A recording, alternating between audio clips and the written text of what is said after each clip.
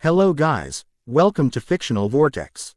So in this video, we will see, what if Naruto was the Kryptonian emperor raised by Amazons on Themyscira, NarutoxWonder WomanxSupergirl, DC Comics. If you enjoy these kinds of stories, don't forget to show us some love by hitting the like button and subscribing to the channel. Your support means the world to us. Now, let's start the story. Chapter 1. Child of Stars and Clay.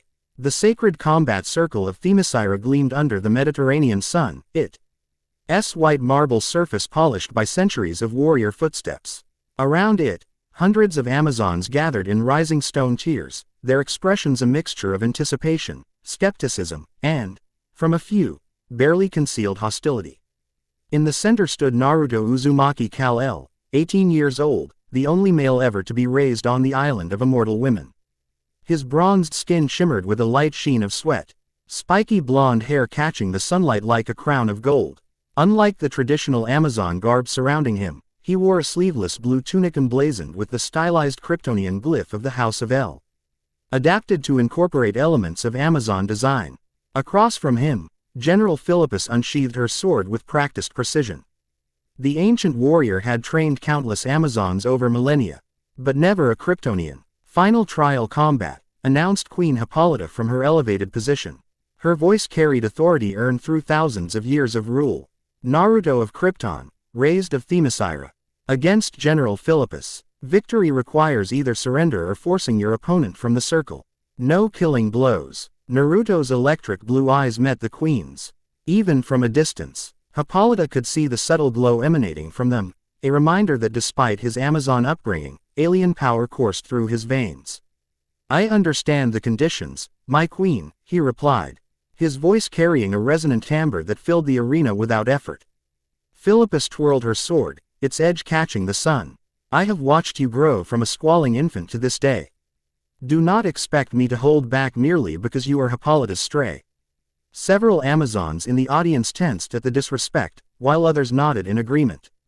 Naruto merely smiled, dropping into a fighting stance that blended Amazon technique with adaptations for his unique physiology. I would be disappointed if you did, General, he replied. From her position beside her mother, Princess Diana leaned forward, her dark hair falling over one shoulder. Her voice was low, meant only for Hippolyta's ears. He's ready, mother, more ready than you know. For Themyscira, perhaps, the queen replied. But is he ready for the world beyond? That is what today truly tests. The ceremonial horn sounded, its deep note reverberating across the arena. Philippus attacked immediately, covering the distance between them with supernatural speed granted by millennia of divine blessing. Her sword arced toward Naruto's shoulder, a strike meant to draw first blood and test his defenses. He moved. To most of the Amazons watching, it seemed as though Naruto simply vanished, reappearing behind Philippus in the same instant. Only Diana, Donna Troy, and a handful of the most battle-experienced NCED warriors could track his actual movement, a blur of controlled speed that belied his muscular frame. Philippus, however, had anticipated this. She pivoted without looking, her shield already swinging backward to block the expected counterattack. The clash of Naruto's forearm against her shield rang out like a war drum.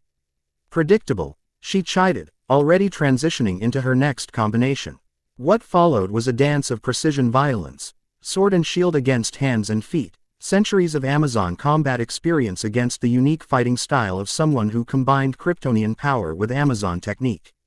Naruto avoided using his full strength or speed, limiting himself to what would be considered exceptional but not supernatural by Amazon standards.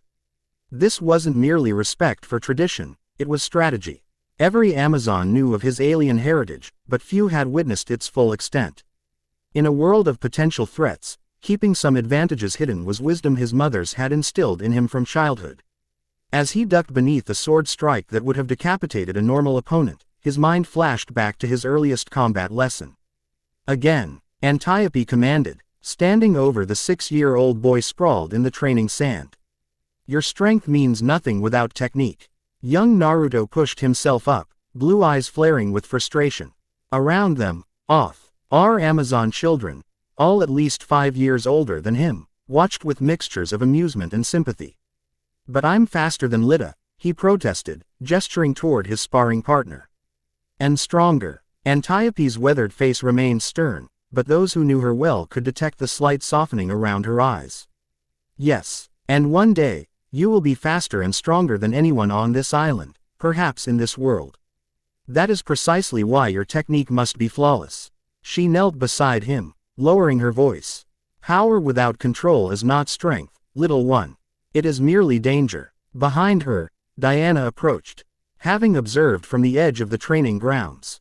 At 2,500 years old, the princess carried herself with the poise of immortality, yet her eyes held the same compassionate warmth that had been there when she'd first found his spacecraft. Perhaps a demonstration would help, Diana suggested. Naruto, attack me with all your strength. The boy hesitated, looking between his two mentors. Go on, Antiope encouraged with a rare smile. The princess can handle herself. Naruto's face scrunched in determination. He launched himself forward with startling speed for a child. His small fist aimed directly at Diana's midsection.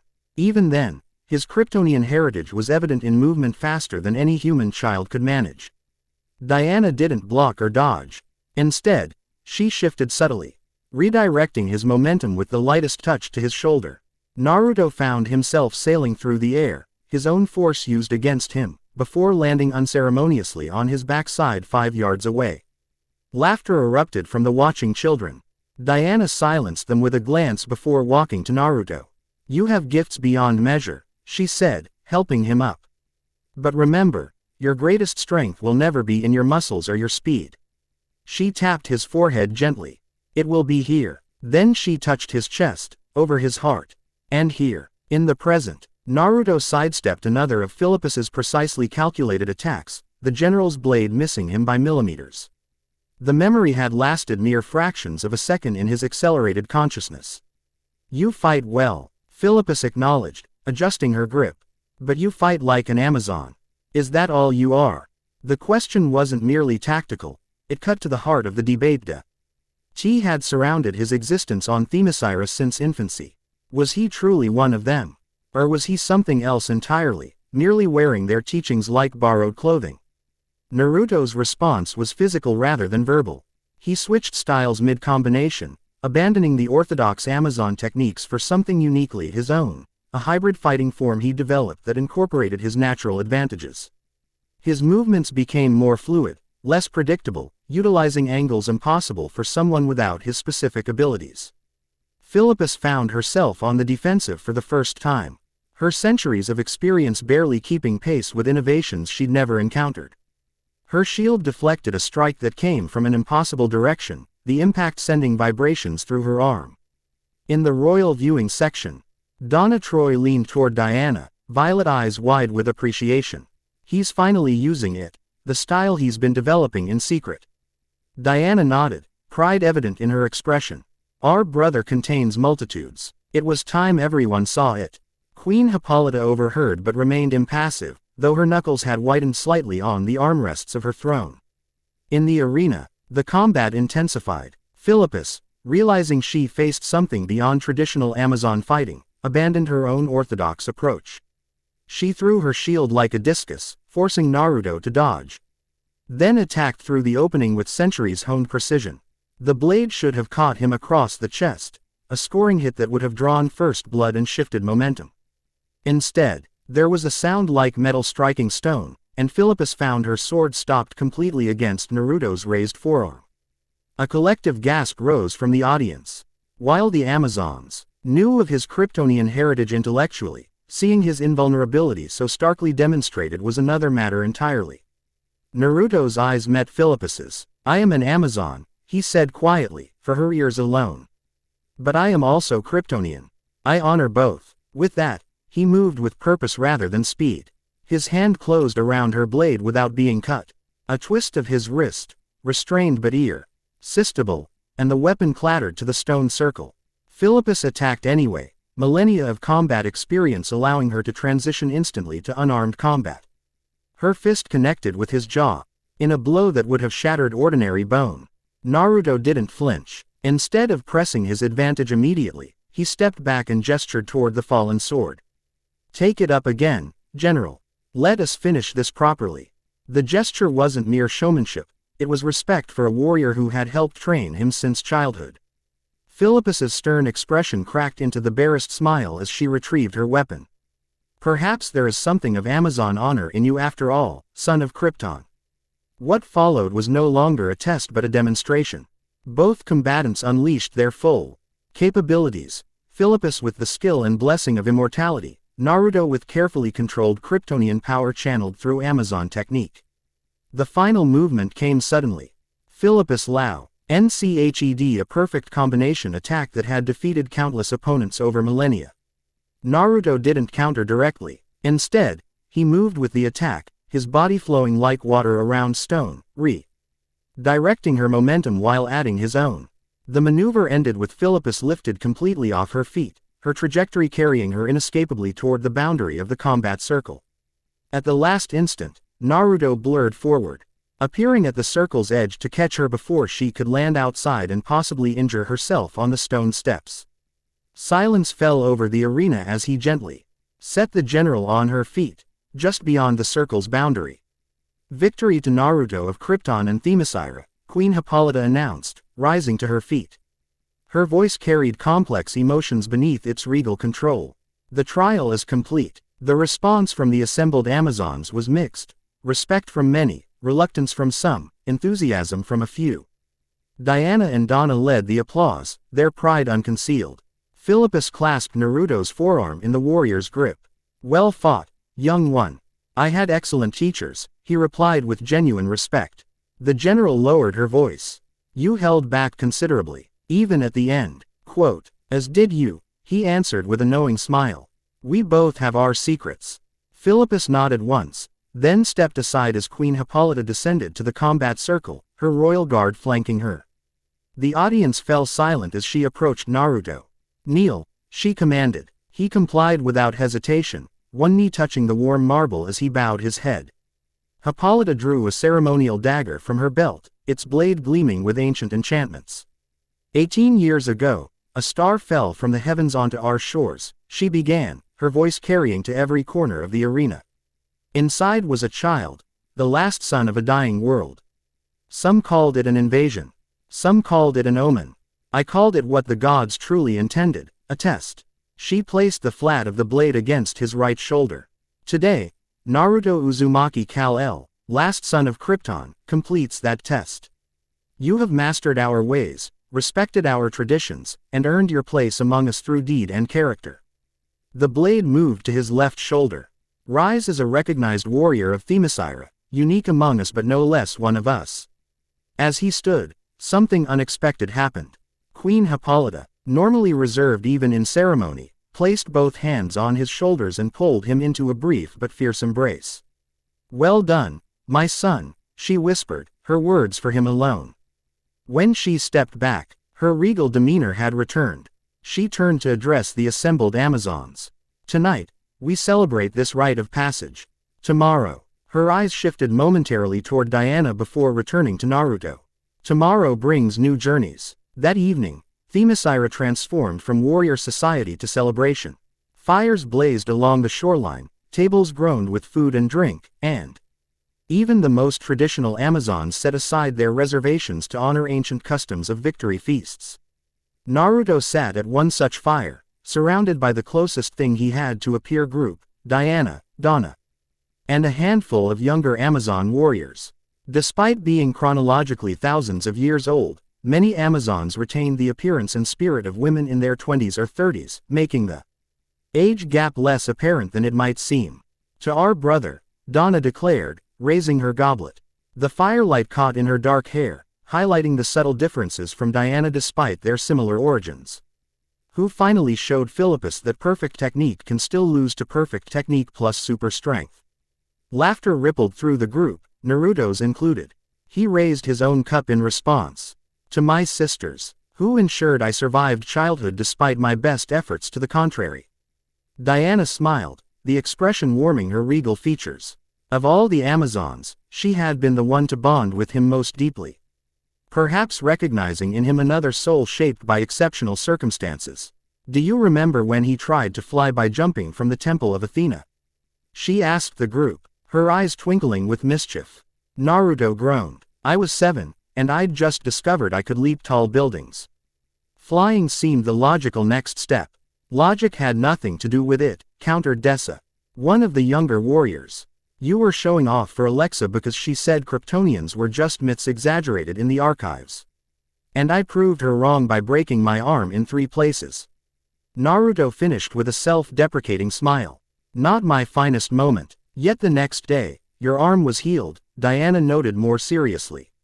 That was when we truly began to understand how different your physiology is from ours.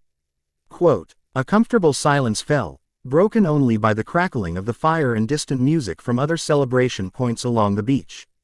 The stars shimmered overhead, more visible here than almost anywhere on Earth, unpolluted by artificial light. Naruto found himself staring up at them, a habit formed in childhood. Somewhere up there had been Krypton, the world of his birth. Now nothing but scattered atoms and memories contained in the crystals of his spacecraft. You're thinking about it, aren't you? Diana asked softly, moving to sit beside him. What comes next? He nodded, not surprised she'd read his thoughts so easily. Mother told me after the ceremony. You're returning to the outside world tomorrow. And she's agreed I may accompany you. The N.E.U.s rippled through their small group like a stone dropped in still water. Donna's eyes widened, while the other Amazons exchanged glances of varying concern and interest. Man's world is not ready for you, stated Ifito, one of the more traditional warriors present. Nor are you ready for it. Perhaps not, Naruto acknowledged without defensiveness. But ready or not, the time has come. I cannot remain hidden forever. You could, Dessa countered. Themyscira has been your home for 18 years. It could remain so for eternity. Naruto smiled gently, and I would always be grateful for that choice.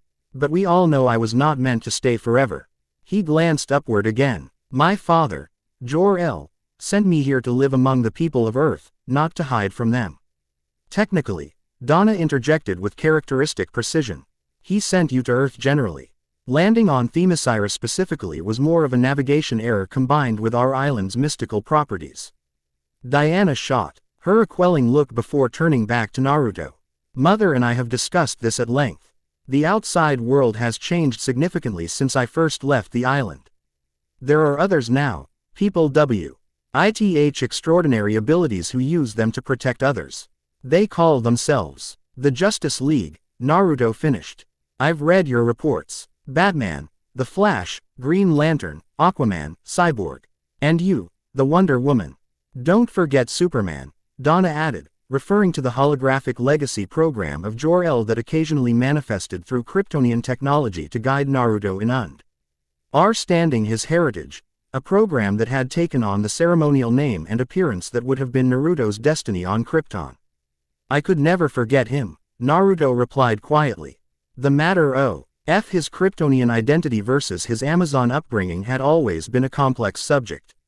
Unlike Diana, who moved between worlds while remaining fundamentally Amazon, Naruto straddled 2 identities. Had never existed in combination before. Before the conversation could deepen further, a distant sound caught Naruto's attention, something no one else present could hear. His head tilted slightly, eyes unfocusing as he concentrated on the noise. Diana recognized the expression immediately.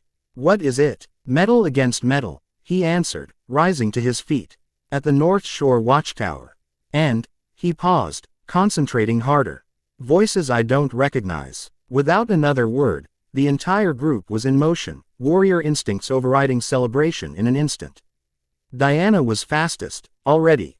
Running toward the armory pavilion nearby. Naruto took a different approach, closing his eyes for a moment to focus his senses more completely. When he opened them again, the world had changed. Colors intensified, distance collapsed. Details sharpened. With Kryptonian vision, he could see directly to the northern shore miles away. What he saw made his blood run cold. Attack, he stated flatly. Not raiders, an army. And they're not human. Diana returned with his armor and weapons, a lightweight Amazonian breastplate modified to accommodate his physiology, and dual short swords forged by Hefe. Stus himself as a gift on his 16th birthday. He donned them with practiced efficiency. How many? She demanded, already in full warrior mode. Hundreds, emerging from some kind of portal. Red energy, not natural. His eyes narrowed further, leading them as a figure in ornate armor. Massive, radiating power I can feel even from here. Diana and Donna exchanged a single glance of understanding. Ares, they said in unison. The warning horns sounded across Themyscira moments later, but Naruto, Diana, and their group were already airborne, Diana and Donna flying by their own divine gifts. Naruto carrying the others through his Kryptonian ability. They crossed the island in seconds, arriving at the north shore as the first wave of attackers breached the watchtower defenses. The scene was chaos embodied. Creatures of nightmare, part human, part bestial, swarmed over the ancient stone fortifications. They carried weapons that burned with unnatural fire, and their eyes glowed with malevolent purpose. Amazon defenders fought valiantly, but they were outnumbered and caught by surprise. At the center of the invading force stood Ares himself, not in his usual human proportioned form, but manifested as a towering giant. His armor black as night with trim the color of fresh blood. His helmet obscured all but his eyes, which burned with literal flames of hatred. The god of war, Diana stated, drawing her sword. He must have found a way to breach Mother's barriers. Why now? Donna asked, readying her own weapons. Naruto's gaze shifted from the battle to the stars above, understanding dawning. The celestial alignment. Tonight marks 18 years exactly since my arrival. The same stars that witnessed my coming now weaken the island's defenses. He had no time to elaborate as the first wave of creatures noticed their arrival. With inhuman shrieks, a dozen of the invaders broke from the main force and charged toward them. What followed was violence in its purest form. Diana moved like living lightning. Her sword and shield extensions of her body, each strike precise and lethal. Donna fought with similar grace but different style, her techniques adapted for her smaller stature and dual weapons. Naruto, however, fought like nothing Themyscira had seen before, Amazon technique enhanced by Kryptonian power. He moved faster than human eyes could track, each blow delivering precisely calculated force. Where Diana and Donna killed out of necessity, Naruto disabled with surgical precision, understanding that his strength could easily become lethal if not carefully controlled. They're pushing toward the city, called Dessa, dispatching an attacker with brutal efficiency. This is just the vanguard. Diana assessed the battlefield in an instant. We need to split up. Donna, take the others and reinforce the eastern approach. I'll coordinate with the Queen's Guard at the temple. And Ares? Naruto asked, eyes fixed on the war god who was steadily advancing through Amazon defenses. Each swing of his massive sword sending warriors flying. Diana's expression hardened. He's mine. Not alone, Naruto countered firmly. Not this time. Before she could protest, He was gone, moving at speed that left afterimages in his wake. Diana cursed in ancient Greek before launching herself skyward, recognizing the futility of arguing with someone already in motion. Ares N. Otic Naruto's approach seconds before impact. The war god's burning eyes widened marginally, the only warning before Kryptonian mass moving at incredible speed collided with divine armor. The sound was like thunder, echoing across the battlefield. Ares staggered backward, genuine surprise evident even behind his helmet. When he spoke, his voice resonated with otherworldly power. The alien child, grown to manhood, he rumbled. Regaining his footing, I wondered when Hippolyta's pet project would show himself. Naruto circled warily, calculating angles of attack. You know me. Ares laughed, the sound like grinding metal. I know all who are touched by war, boy. And your very existence has war written into its foundations. A refugee of a dead civilization, last emperor of a fallen empire. Did you think I wouldn't notice such delicious potential for conflict? The god swung his massive sword in a casual arc that would have bisected a normal opponent. Naruto dodged with millimeters to spare, feeling the disturbing wrongness of the weapon as it passed, not just physical but metaphysical danger. I'm no emperor, Naruto replied, launching a counterattack aimed at the god's knee joint. A strike that should have shattered bone. Instead, his foot connected with armor that yielded not at all. Pain lanced through his leg, the first time he'd felt such sensation in combat since early childhood. Ares seized the moment, his gauntleted hand shooting forward to close around Naruto's throat, lifting him effortlessly. Not yet, the war god agreed. But that's why I'm here, Kryptonian. Your destiny is too valuable to leave in Amazon hands. Under my guidance, you could reclaim your birthright, rebuild Krypton's empire among the stars, with Earth as merely the first conquest. Naruto struggled against the grip, finding to his shock that he couldn't break it. Ares' divine strength matched or exceeded his own Kryptonian power. You've misunderstood my heritage, Naruto managed despite the pressure on his throat. Krypton wasn't built on conquest. All empires are built on conquest, Ares countered dismissively. And your house, the House of El, conquered more thoroughly than most.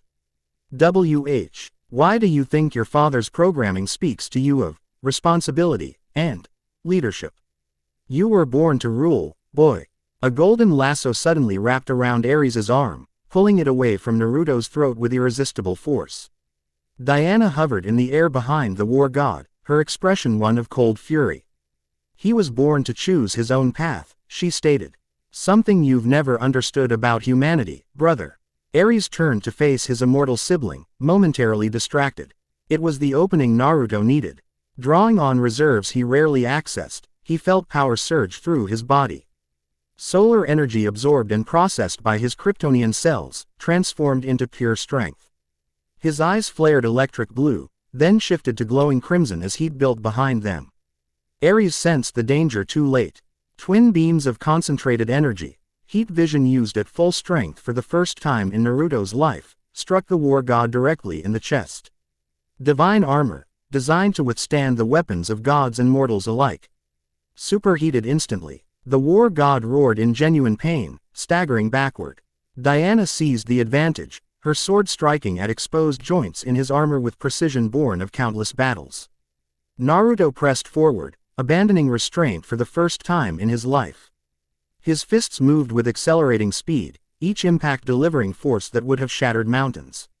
Ares, caught between two opponents of nearly equal power, found himself on the defensive, something the god of war rarely experienced. Around them, the tide of battle shifted.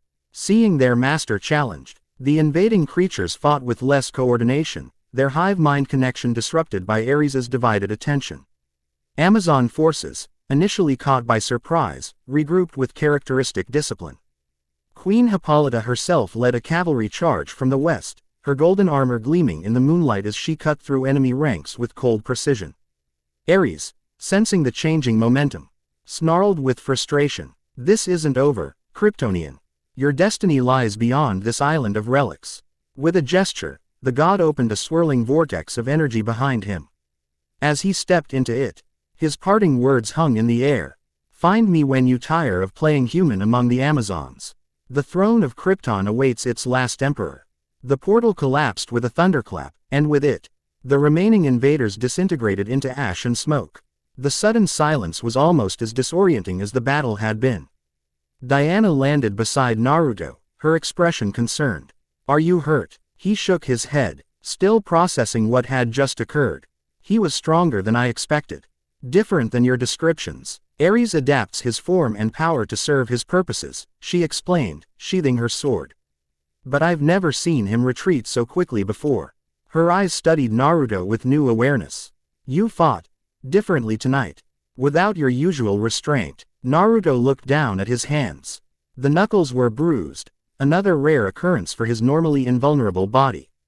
"I had to." He wasn't just testing us, he wanted something specific. "You," Diana concluded softly. "He wanted you." Before Naruto could respond, Amazon warriors converged on their position, led by Queen Hippolyta. The queen's expression was unreadable as she surveyed the aftermath of battle. "Casualties?" Diana asked immediately. 12 wounded, none fatally," Hippolyta answered. Ares was not seeking conquest tonight. This was a targeted incursion. Her gaze shifted to Naruto. "My son, what did the god of war say to you?"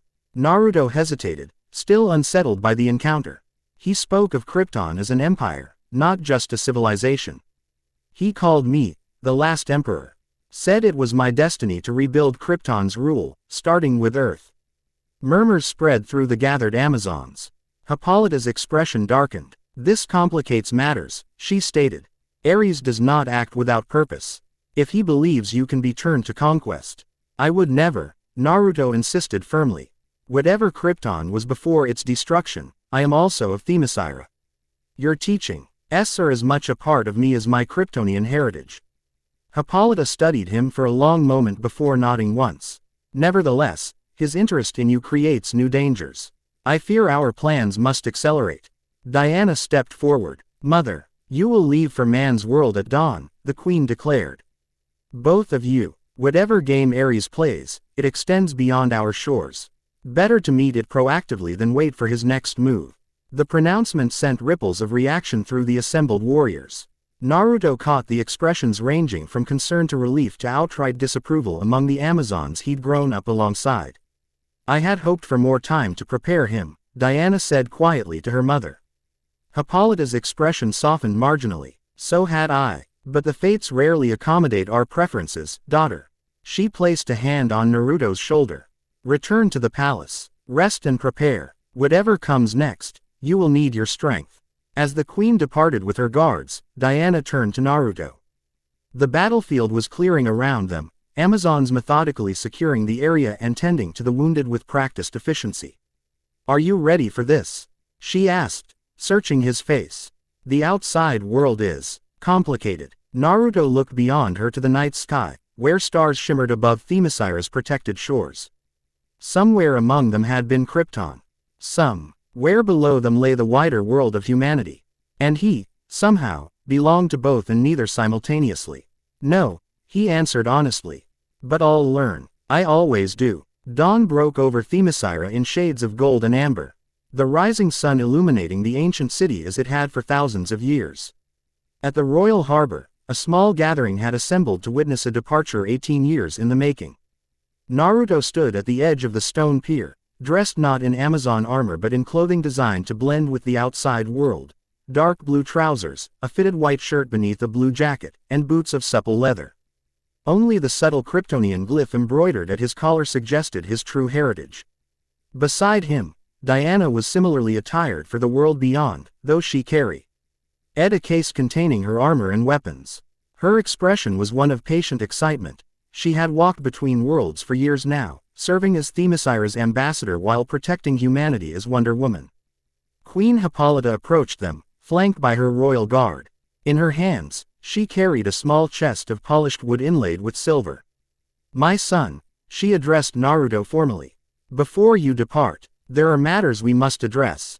He knelt instinctively, a gesture of respect ingrained since childhood. Hippolyta opened the chest, revealing a crystalline device of clearly non-Amazon origin, a piece of Kryptonian technology. This belonged to your father, your birth father, she clarified. It was in your craft when we found you. I have kept it safe until you were ready. Naruto accepted the device with reverence. It hummed slightly against his palm, recognizing his genetic signature. It contains coordinates, Hippolyta continued. To a place in the Arctic where your father established a base before sending you to Earth. Diana knows its general location, though only you will be able to access what lies within. The fortress, Naruto murmured. Jor-El's holographic program had mentioned it in their sessions. But always as something for the future. Yes, it is your birthright, and you will need its resources in the days to come. Hippolyta's voice softened slightly. But, remember that birthright is not the same as destiny.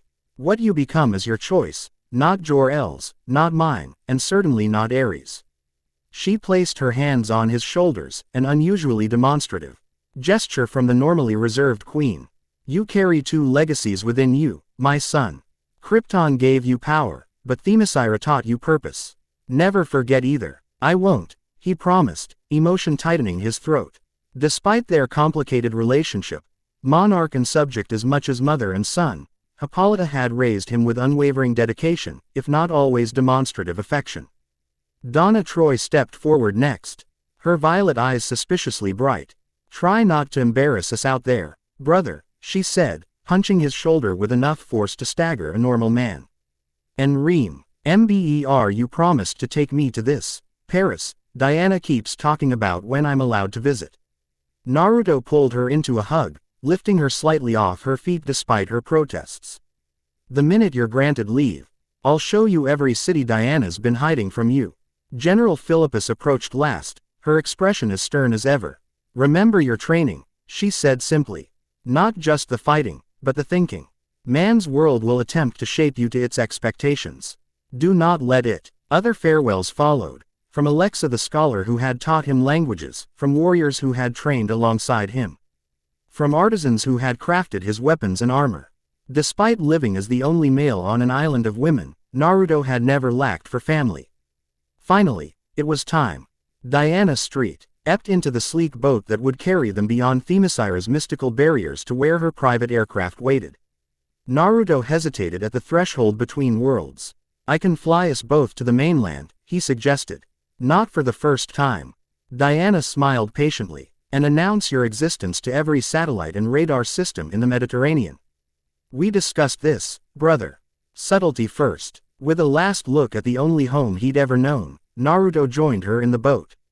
As they cast off, the assembled Amazons raised their weapons in salute, sunlight flashing off polished metal in a final farewell. Queen Hippolyta watched until they disappeared into the morning mist that perpetually surrounded the island's boundaries. Only then did she allow her regal mask to slip, revealing the concern beneath. "Was I right to let him go?" she asked softly, not turning. Antiope, her sister and general, stepped to her side. "You could not have kept him forever, sister. His destiny lies beyond our shores." "That's what I fear," Hippolyta replied. "Destiny has never been kind to those who straddle worlds." The transition to man's world was both more and less jarring than Naruto had anticipated. Diana's private jet, a marvel of technology to someone raised on an island of ancient traditions, carried them to her base of operations in Gateway City, a metropolitan center on America's west coast. From the air, the sprawling city seemed impossibly vast to eyes accustomed to Themyscira's contained scale. Buildings of glass and steel reached skyward like monuments to human ambition, while vehicles moved through grid-patterned streets in organized chaos. "It's noisy," was Naruto's first observation as they descended toward a private airfield. His enhanced hearing picked up millions of overlapping sounds, conversations, engines, electronics, the very pulse of urban existence. Diana glanced at him with understanding. "Focus on individual sounds, like I taught you with the ocean waves. Don't try to process everything at once." He nodded, concentrating on filtering the sensory deluge. By the time they landed, he'd managed to adjust somewhat, though the cacophony remained disorienting at the edges of his awareness. A single vehicle awaited them on the tarmac, a sleek black car with tinted windows. Beside it stood a woman with short auburn hair and an efficient bearing that immediately suggested military training to Naruto's Amazon-honed instincts. "Welcome back, Diana," she greeted as they approached. Her eyes shifted to Naruto with professional assessment. "And this must be your brother, Etta Candy," Diana introduced, "my liaison to certain government agencies and closest friend in this world." "Etta, this is Naruto." "Ma'am," he acknowledged with a respectful nod. Etta's expression softened slightly. "None of that, ma'am, business, please. Makes me feel ancient. Diana's told me a lot about you." She opened the car door. "Let's get you both settled before the press." Realizes Diana's back in town with a mysterious companion. The drive through Gateway City provided Naruto with his first ground-level view of modern civilization. He observed everything with intense curiosity. The diverse people moving along sidewalks, the storefronts displaying goods of every description, the intricate dance of traffic governed by automated signals. "It's simultaneously more ordered and more chaotic than I expected," he commented, watching a construction crew coordinating the movement of massive steel beams with practiced precision. "That's humanity in a nutshell," Etta replied with a small smile. "We create elaborate systems and then find creative ways to work around them." Diana watched his reactions with quiet amusement. Themyscira has remained essentially unchanged for thousands of years. Out here, everything is in constant flux. It can be overwhelming at first. "It's fascinating," Naruto countered. "All these people, building lives and connections without divine guidance or immortality. There's something beautiful about the impermanence." Etta exchanged a glance with Diana in the rearview mirror. "He's definitely your brother," she observed dryly. Same philosophical bent. Their destination proved to be a modern apartment building overlooking the city's waterfront. Diana maintained a penthouse there, Her base of operations when not at the Justice League headquarters or on Themyscira. You'll stay here initially, Diana explained as they rode the elevator upward. Until we determine your next steps. The apartment itself was a study in contrasts, modern furnishings and technology blended with ancient artifacts and artwork, creating a space that bridged Diana's dual existence. Floor-to-ceiling windows offered panoramic views of the city and harbor beyond. This will be your room, she continued, showing him to a spacious bedroom already prepared with basic necessities. I took the liberty of acquiring clothing and personal items you might need. We can shop for anything else once you've settled. Naruto set down his modest luggage, a single bag containing Amazonian artifacts, journals, and the Kryptonian crystal Hippolyta had given him. Thank you. This is more than sufficient. Quote, Eda had been studying him with undisguised curiosity. So you're really, like him, the other Kryptonian who appeared in Metropolis last year? Naruto turned, slightly surprised by the direct question. You mean the one calling himself Superman? Biologically, yes, we share the same homeworld, though our circumstances differ significantly. That's putting it mildly, Diana interjected. Superman was raised from infancy by human parents in the American Midwest. Naruto was raised by immortal warrior women on a magically hidden island. Which explains the accent, Eda noted. You sound like Diana did when she first arrived, formally educated English with that hint of something ancient underneath. Naruto hadn't considered how his speech patterns might differentiate him from humans raised in modern society. Another detail to be mindful of as he adapted. So what's the plan? Eda asked Diana directly. The Justice League knows you're bringing him in. Diana nodded. Batman is arranging a meeting for tomorrow. Until then, I thought it best to help Naruto acclimate gradually. She turned to her brother. Unless you'd prefer to dive directly into superhero business. The question carried gentle teasing, but also genuine consideration for his preferences. It was one of the things he'd always appreciated about Diana, despite her seniority in years and experience. She never treated him as less than an equal. A day to adjust seems wise, he agreed. Though I admit I'm curious to see this city properly. Then let's start with the basics, Diana proposed. Civilian identity first, hero business later. The following hours provided Naruto with a crash course in modern human existence. Diana guided him through everyday technology, smartphones, computers, electronic payment systems, while Eda offered practical advice on social norms and cultural expectations. The hardest part isn't the technology, Diana explained as they walked through a busy shopping district that evening. It's understanding the unwritten rules. Every interaction has layers of meaning that took me years to fully grasp. Naruto observed the people around them with newfound awareness. They live such brief lives, yet they've built something so complex. That's exactly why they build, Diana replied. Immortality breeds complacency. Mortality breeds innovation. They paused at a street corner, waiting for the signal to change. Across the intersection, an electronic billboard displayed breaking news, a hostage situation developing at Gateway City's First National Bank. Diana tensed beside him, her warrior instincts immediately alert. We should, Naruto corrected quietly. Unless you think I'm not ready. She studied him for a moment, then nodded once. Follow my lead. Observe first, act second. As I was taught, he agreed with a slight smile. They ducked into a narrow alley between buildings. Diana's transformation from civilian to woman took mere seconds, a practiced motion of spinning that seemed to manipulate the very air around her, replacing casual clothing with her iconic armor. Naruto had no such magical method. Instead, he simply moved with Kryptonian speed, changing into the combat attire he'd brought from Themyscira, a blue bodysuit incorporating elements of Amazon design with the House of L symbol prominently displayed on the chest. It still needs work, Diana commented, eyeing the somewhat hybrid appearance of his outfit. But it will do for now. Without further discussion, she launched herself skyward. Naruto followed, his flight less practiced but no less powerful. Together, they soared above Gateway City's skyline, drawing startled looks from the few pedestrians who happened to glance upward. The bank was easily identified by the police perimeter established around it, patrol cars with flashing lights, officers with weapons drawn, and news vans gathering at the edges of the cordoned area. Diana landed with practiced grace in front of the police commander, her arrival causing a momentary pause in operations. Naruto descended beside her, immediately aware of the attention shifting to include him. Wonder Woman, the police commander acknowledged with evident relief. We have 6 hostage takers inside, heavily armed. At least 20 civilians. Demands. Diana asked concisely. Helicopter. Safe passage. The usual impossible requests. The commander's eyes shifted to Naruto questioningly. An ally, Diana stated simply, offering no further explanation. What's your assessment of their professionalism? Military trained. Coordinated. Not your typical bank robbers.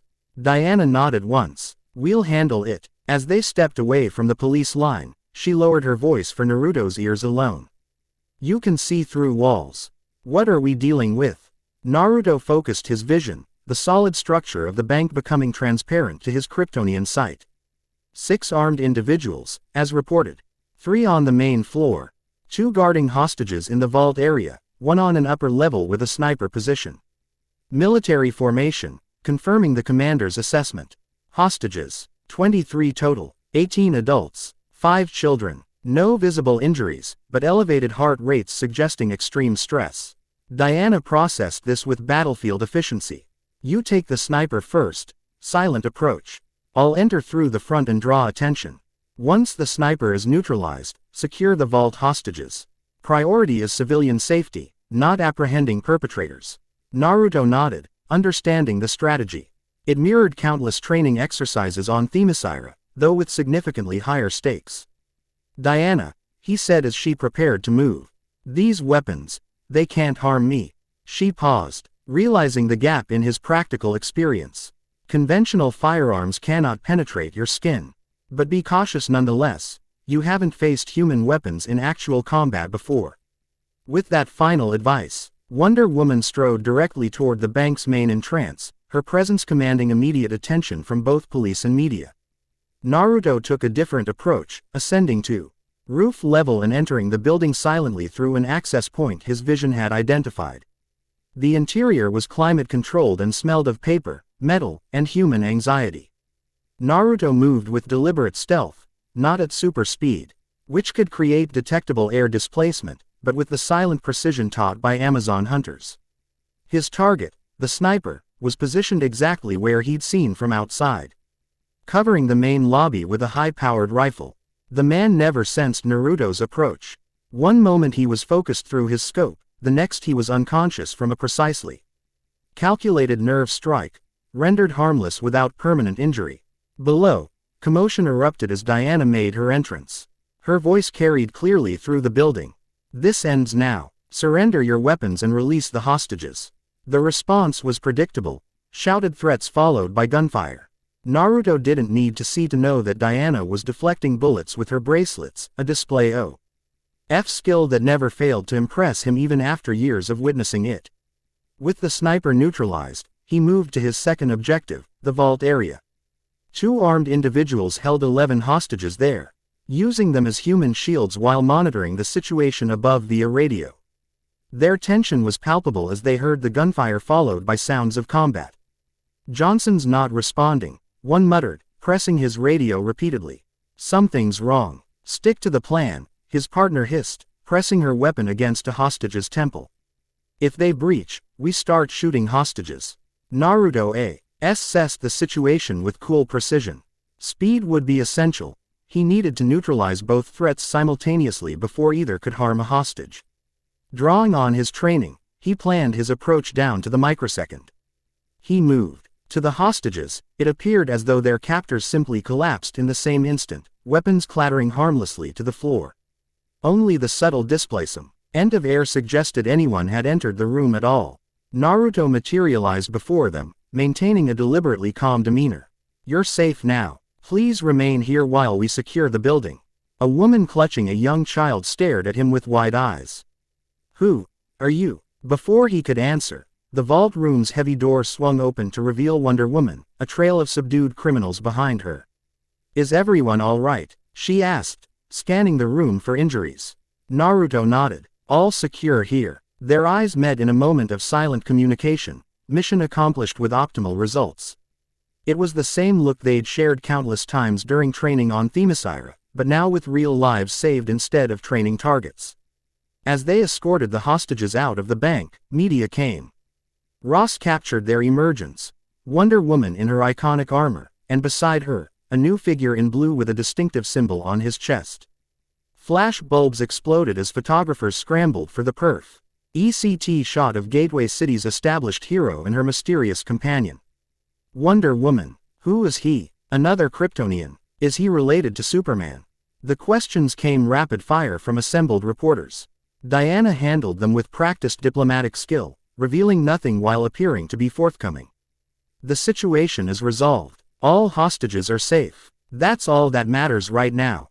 As they prepared to depart, Naruto noticed a small girl staring up at him with undisguised wonder. She couldn't have been more than 6 years old, clutching a worn stuffed rabbit while her mother spoke to police nearby. Acting on instinct rather than calculation, he knelt to her eye level. "Hello. Are you like Superman?" she asked with the direct curiosity of childhood. The question gave him pause. Was he like Superman? They shared biology and certain abilities, but their paths could not have been more different. "I'm similar," he acknowledged. "But also different. What's your name?" The girl persisted, unimpressed by his philosophical hesitation. Another pause. He hadn't considered the concept of a hero name before this moment. On Themyscira, he was simply Naruto, or occasionally Kal-El in more formal Kryptonian contexts. "I don't have one yet," he admitted. "What do you think it should be?" The girl considered this with grave seriousness, examining his uniform with critical attention. "Blue," she finally declared with conviction. "Because you're blue." He couldn't help smiling. "That's very direct, descriptive," corrected Diana, who had appeared beside him. "A valuable trait in naming." The girl's mother collected her then, thanking them both profusely before disappearing into the crowd of dispersing hostages and responding emergency personnel. As they took to the air moments later, Diana glanced at him with a mixture of pride and amusement. "Well, brother, how does it feel to have completed your first heroic act in man's world?" Naruto considered the question as they soared above Gateway City's glittering skyline. Below them, people continued their evening activities, most unaware of how close some of their fellow citizens had come to tragedy. "It feels," he searched for the right words, "like purpose." Diana nodded in understanding. "Tomorrow you meet the Justice League. Tonight, you've already shown why you deserve to stand among them." As they flew toward the horizon, neither was aware of the attention their actions had drawn, not just from media and civilians, but from other, more significant observers. In Metropolis, Clark Kent stared at breaking news footage showing another person wearing the symbol of the House of L. In Gotham City, Bruce Wayne added new files to his database of metahuman activities. In Washington, D.C., Amanda Waller ordered immediate intelligence gathering on the new Kryptonian. And in an undisclosed location, Lex Luthor watched with calculating interest as a chess piece he hadn't anticipated entered the game. The last son of Krypton, raised by Amazons, had stepped onto the world stage. And nothing would be the same again. Chapter 2. Blood and Stars. The Justice League Watchtower hung in geosynchronous orbit 22,300 miles above Earth. A technological marvel that would have been inconceivable to the ancient Amazons who had raised Naruto. As Diana's spacecraft approached the massive space station, Naruto pressed his palm against the viewport. Taking in the impossible vista, Earth below, a blue-green jewel wrapped in wisps of white cloud, stars burning with cold clarity against the absolute black of space. "We're so far from the ground," he murmured, "yet I can still feel the sun."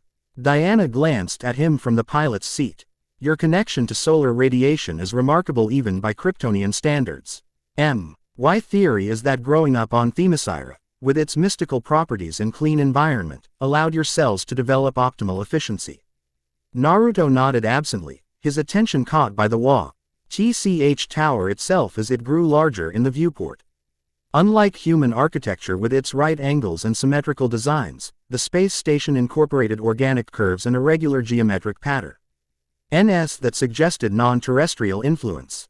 "New Genesian components in the East Wing," Diana explained, following his gaze. "Martian technology in the observatory dome." The League has become increasingly interstellar in recent years. The docking bay swallowed their craft with mechanical precision. As the airlock cycled, Naruto adjusted the collar of his formal attire, a modernized version of the Themyscira diplomatic dress. Adapted to appear less conspicuously ancient while maintaining elements of his adoptive culture. "Remember," Diana said quietly as the door prepared to open, "some will welcome you instantly. Others will require convincing. The Batman, in particular, trusts no one until they've proven themselves worthy of it," Naruto finished.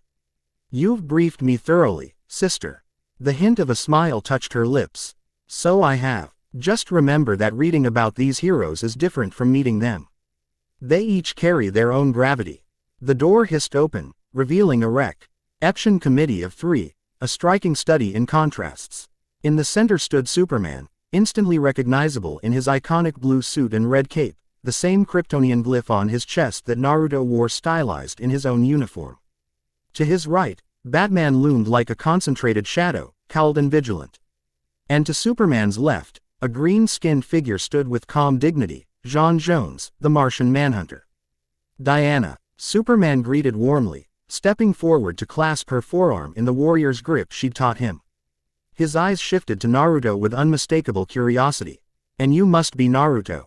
Close proximity to another Kryptonian felt strangely like looking into a distorted mirror. They shared a similar height and build, though Naruto's time among warrior women had given him a leaner, more agile physique compared to Superman's farm-born brawn.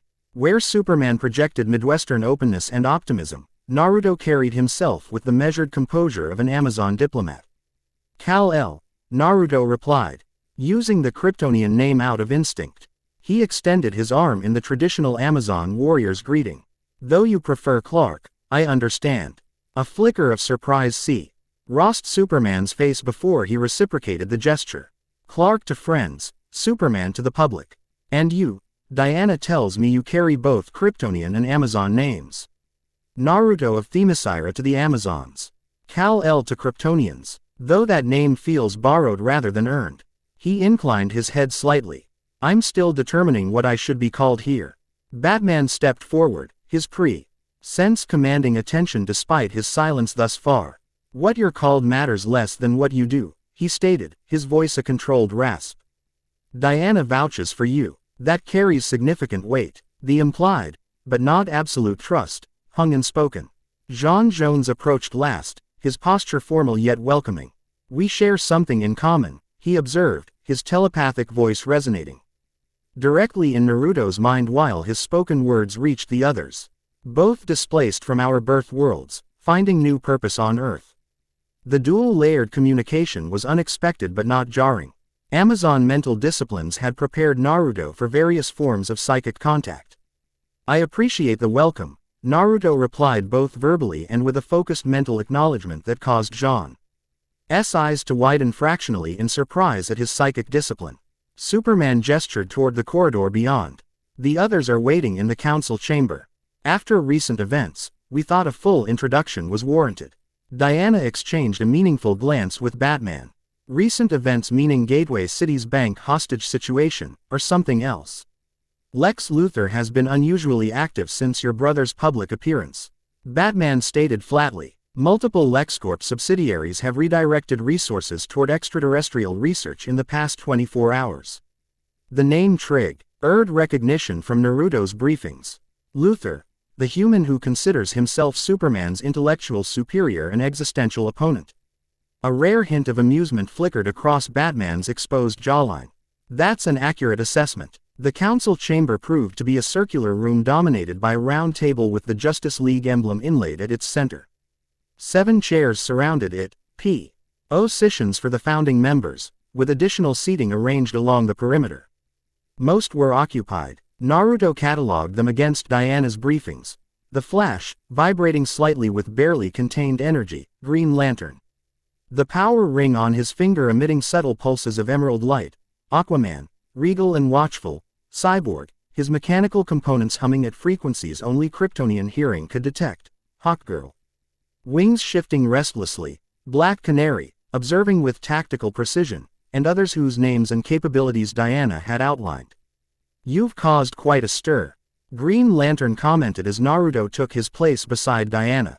The Guardians of Oa themselves requested information when another Kryptonian signature appeared on their monitors. Naruto raised an eyebrow. The Guardians monitor individual Kryptonians. They monitor potential planetary threats, Batman clarified. Kryptonian biology under a yellow sun qualifies. As the agenda item regarding me specifically appears to be underway, Naruto observed with diplomatic directness, perhaps we could address the central question directly. You wish to know if I intend to join your league, operate independently, or pursue some other path entirely. The Flash grinned. Direct. I like him already. Superman leaned forward slightly. Actually, we have a more immediate concern. When you arrived on Earth as an infant, did your spacecraft contain any information about other Kryptonian survivors? The question caught Naruto off guard. Beyond the holographic knowledge program of my father, Jor-El.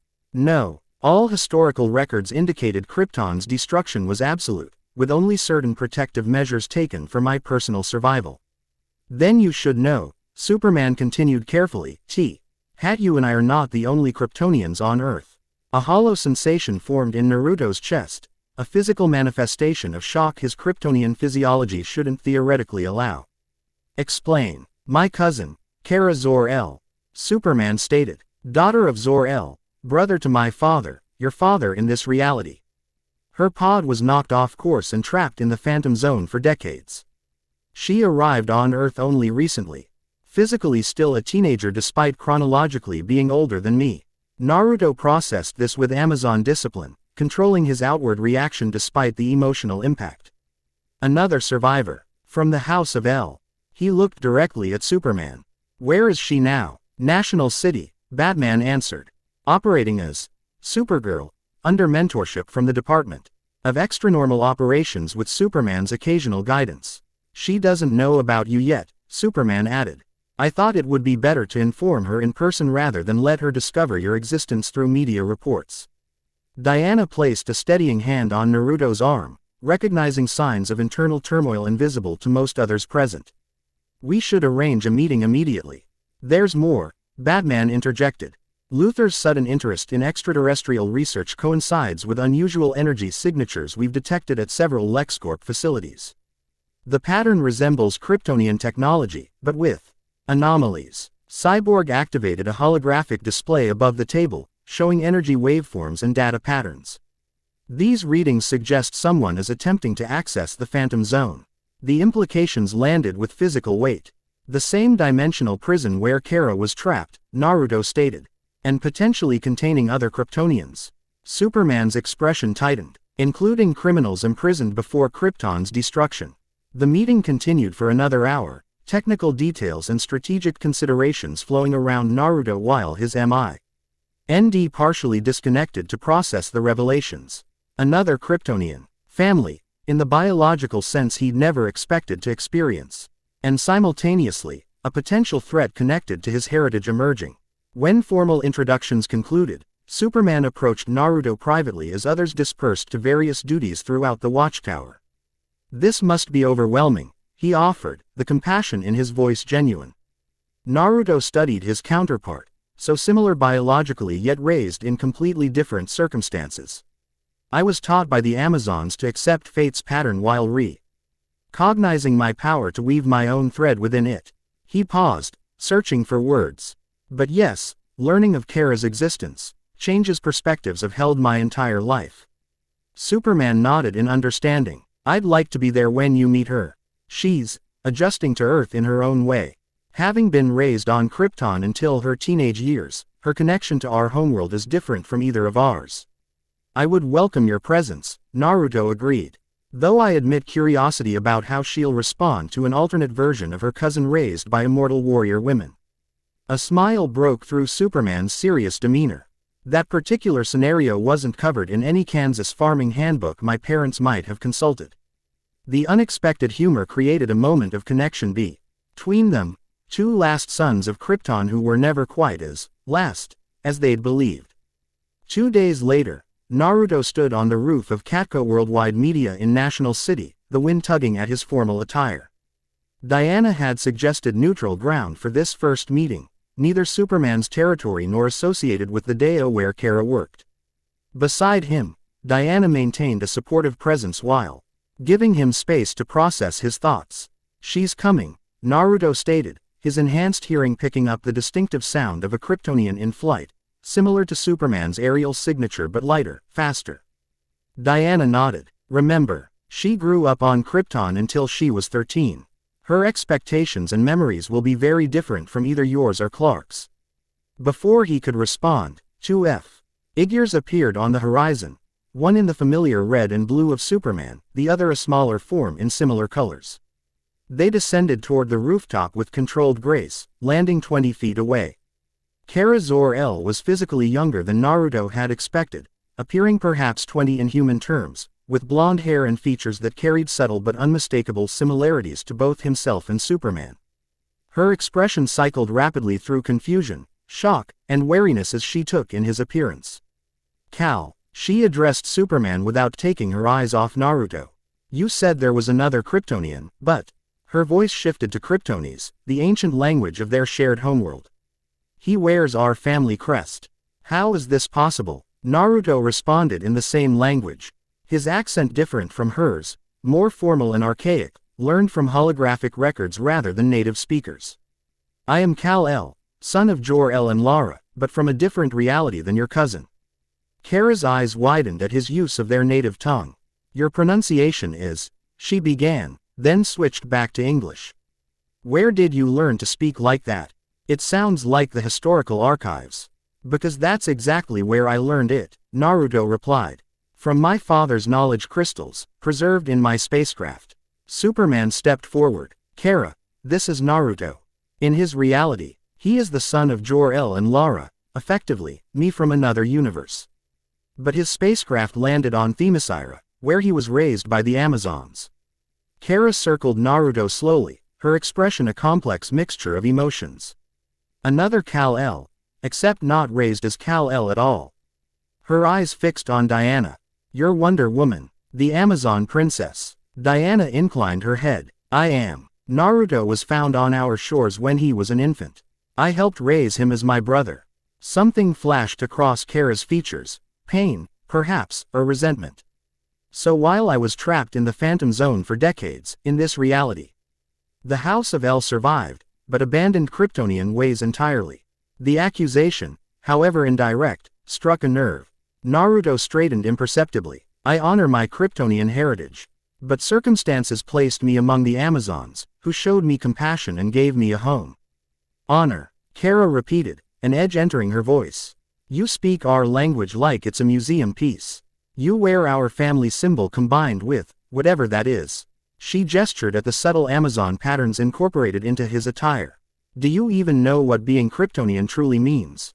Superman placed a calming hand on her shoulder. "Kara," she shrugged him off. "No, Cal, you wouldn't understand either. You were an infant when Krypton died. I watched our civilization burn. I remember the Science Council chambers, the guild ceremonies, the crystal forest where we celebrated Nightwing and Flamebird." Her eyes locked on Naruto's. "Do you know any of these things? Or just what some crystals told you?" The challenge hung in the air between them, the first genuine confrontation Naruto had faced about his dual heritage from someone who actually remembered Krypton. "I know that the House of El's crest represents hope," he answered quietly. "I know that Rao's light was considered sacred, that the thought beasts of Krypton's southern continent were believed to be sentient but never proven so. That Kandor was renowned for its arts while Argo City specialized in biotechnology." He took a step toward her, careful to maintain a respectful distance. "I know these facts, yes. But I cannot know what it felt like to stand under Krypton's red sun as anything but an infant. That experience belongs to you alone among us." Kara's expression softened fractionally at his acknowledgement. Superman exchanged a glance with Diana, both recognizing the delicate moment unfolding between these two survivors of a dead world. "The Justice League has detected unusual energy signatures," Superman said after a moment, redirecting the conversation toward practical matters. "We believe Lex Luthor is attempting to access the Phantom Zone, potentially to extract Kryptonian technology or, worse." Kara's attention snapped to her cousin. "Fort Ra's prisoners." "Possibly," he confirmed. Which is why having 3 Kryptonians coordinating our response gives us the best chance of preventing disaster. Naruto recognized the diplomatic maneuver, giving them a common purpose to bridge their differences. It reminded him of how Queen Hippolyta would assign feuding Amazon warriors to shared duties. I have extensive knowledge of Phantom Zone physics from my father's archives, he offered. Combined with your first-hand experience, Kara, we might identify vulnerabilities in whatever Luther is attempting. Shish. He studied him for a long moment before nodding once, decision made with youthful absolutism. Fine. But afterward, we need to talk about Krypton. The real Krypton, not just historical records. I would welcome that, Naruto replied sincerely. Diana and Superman exchanged another glance, relief tempered with awareness that this fragile connection between alternate cousin and dimensional counterpart remained tentative at best. The Fortress of Solitude materialized from the Arctic wasteland like a crystal mirage, its impossible geometries defying terrestrial architectural principles. Superman ced his hand against a seemingly featureless ice wall, causing the massive structure to recognize his Kryptonian DNA in part before them. Magnificent, Diana murmured as they entered, her warriors. Appreciation for the fortress's defensive capabilities evident in her assessment. For Naruto, the experience was profoundly disorienting. His own version of the fortress, established in a secluded cave system beneath Themyscira, had incorporated Amazon aesthetic influences alongside Kryptonian technology. This pure expression of Kryptonian architecture felt simultaneously familiar and alien. Kara, by contrast, visibly relaxed upon entering. It's not home, she commented quietly, but it's the closest thing on Earth. The central chamber housed a crystalline console that activated at Superman's approach. Holographic displays materialized, showing energy readings from LexCorp facilities. The Deo has been tracking these energy spikes for weeks, Kara explained, moving toward the console with practiced familiarity. They match Phantom Zone radiation signatures but contain anomalous elements we couldn't identify. Naruto approached the display, studying the waveform patterns. There's Kryptonian technology involved, but it's being filtered through something else, something mystical.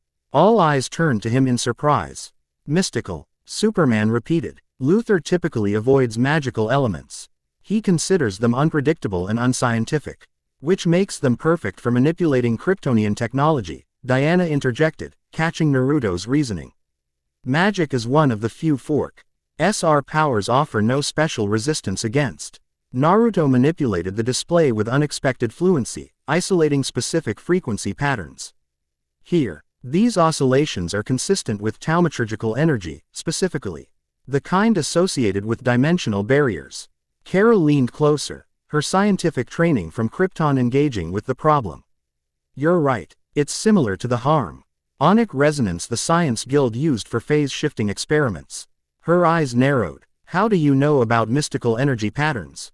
That wasn't standard knowledge on Krypton. Amazon training, Naruto replied.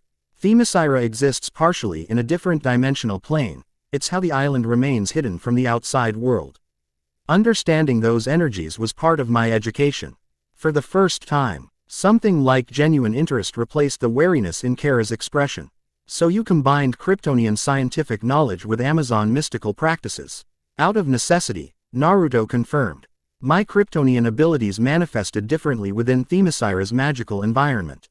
Integration was the only logical approach. Superman watched their interaction with subtle approval. Before refocusing on the tactical situation.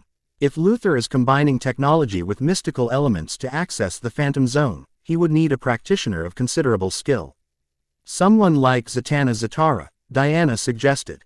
Not as an ally to Luther, but as someone with the expertise to help us understand what we're facing. Naruto had reviewed files on Earth's prominent magic users during his briefings but hadn't encountered any personally. The stage magician with actual mystical abilities. Don't let the performance aspect fool you, Superman cautioned. Zatanna is one of the most powerful magical practitioners on the planet. And she's worked with the League before. I'll contact her, Diana decided. Her perspective could prove invaluable. As preparations continued, Naruto found himself studying Kara when she wasn't looking, this biological family member he'd never expected to meet. Despite her initial hostility, He recognized something beneath it that resonated deeply. He profound loneliness of being a survivor. Even surrounded by friends and allies on Earth, Kara carried Krypton's loss in a way neither he nor Superman could fully comprehend. When technical discussions concluded, Naruto approached her directly as Superman conferred with Diana across the chamber. "I would like to show you something," he said, producing a small crystal from his pocket, one of the EU Kryptonian artifacts he carried at all times. Kara's expression remained guarded, but curiosity won out. "What is it?" "A star map of Krypton's night sky, as it appeared from the capital city of Kandor during the spring festival of Rao." He activated the crystal, causing a miniature projection of constellations to appear between them. "My father's program included astronomical data, but I've always wondered, did these stars have names beyond their scientific designations? Stories attached to their patterns?" The question was carefully chosen, an acknowledgement of the experiential knowledge only she possessed. Offered without pretense or competition. Kara stared at the familiar configuration of her homeworld stars, emotional complexity washing across her features. "That one," she said softly, pointing to a bright point near the center, "we called Nightwing's Eye. And the cluster there was the 12 Guardians." Her finger traced a pattern. "My father told me they represented the original founders of the Science Guild." For several minutes, she named stars and shared fragments of cultural context Naruto had never found in his archived knowledge. It was the first genuine exchange between them, tentative but real. "Thank you," he said simply when she finished. "For sharing what only you remember." She studied him with newfound consideration. "You really do care about Krypton, don't you? Not just as historical knowledge." "It is half of what I am," Naruto replied. "Even raised by Amazons, I never forgot that truth." Before Kara could respond, alarms blared throughout the fortress. Superman and Diana rushed toward them as crystalline displays shifted to show real-time satellite imagery of Metropolis, where a massive energy disturbance had erupted above LexCorp headquarters. "It's beginning," Superman stated grimly. "Luthor's attempting to open a Phantom Zone portal." The swirling vortex above the Metropolis skyline grew larger by the second, its edges crackling with unnatural energies that distorted the very air around it. "That's not just a detection portal," Kara observed with growing alarm. "That's a full extraction. He's trying to pull something massive through." Naruto focused on the energy signatures. "The mystical component is destabilizing the quantum boundaries. If it collapses improperly, half of Metropolis could be pulled into the Phantom Zone," Superman finished. Diana activated her lead communicator. "I'm contacting Zatanna now. We'll need her on site immediately." "There's no time to wait," Kara insisted, already moving toward the fortress exit.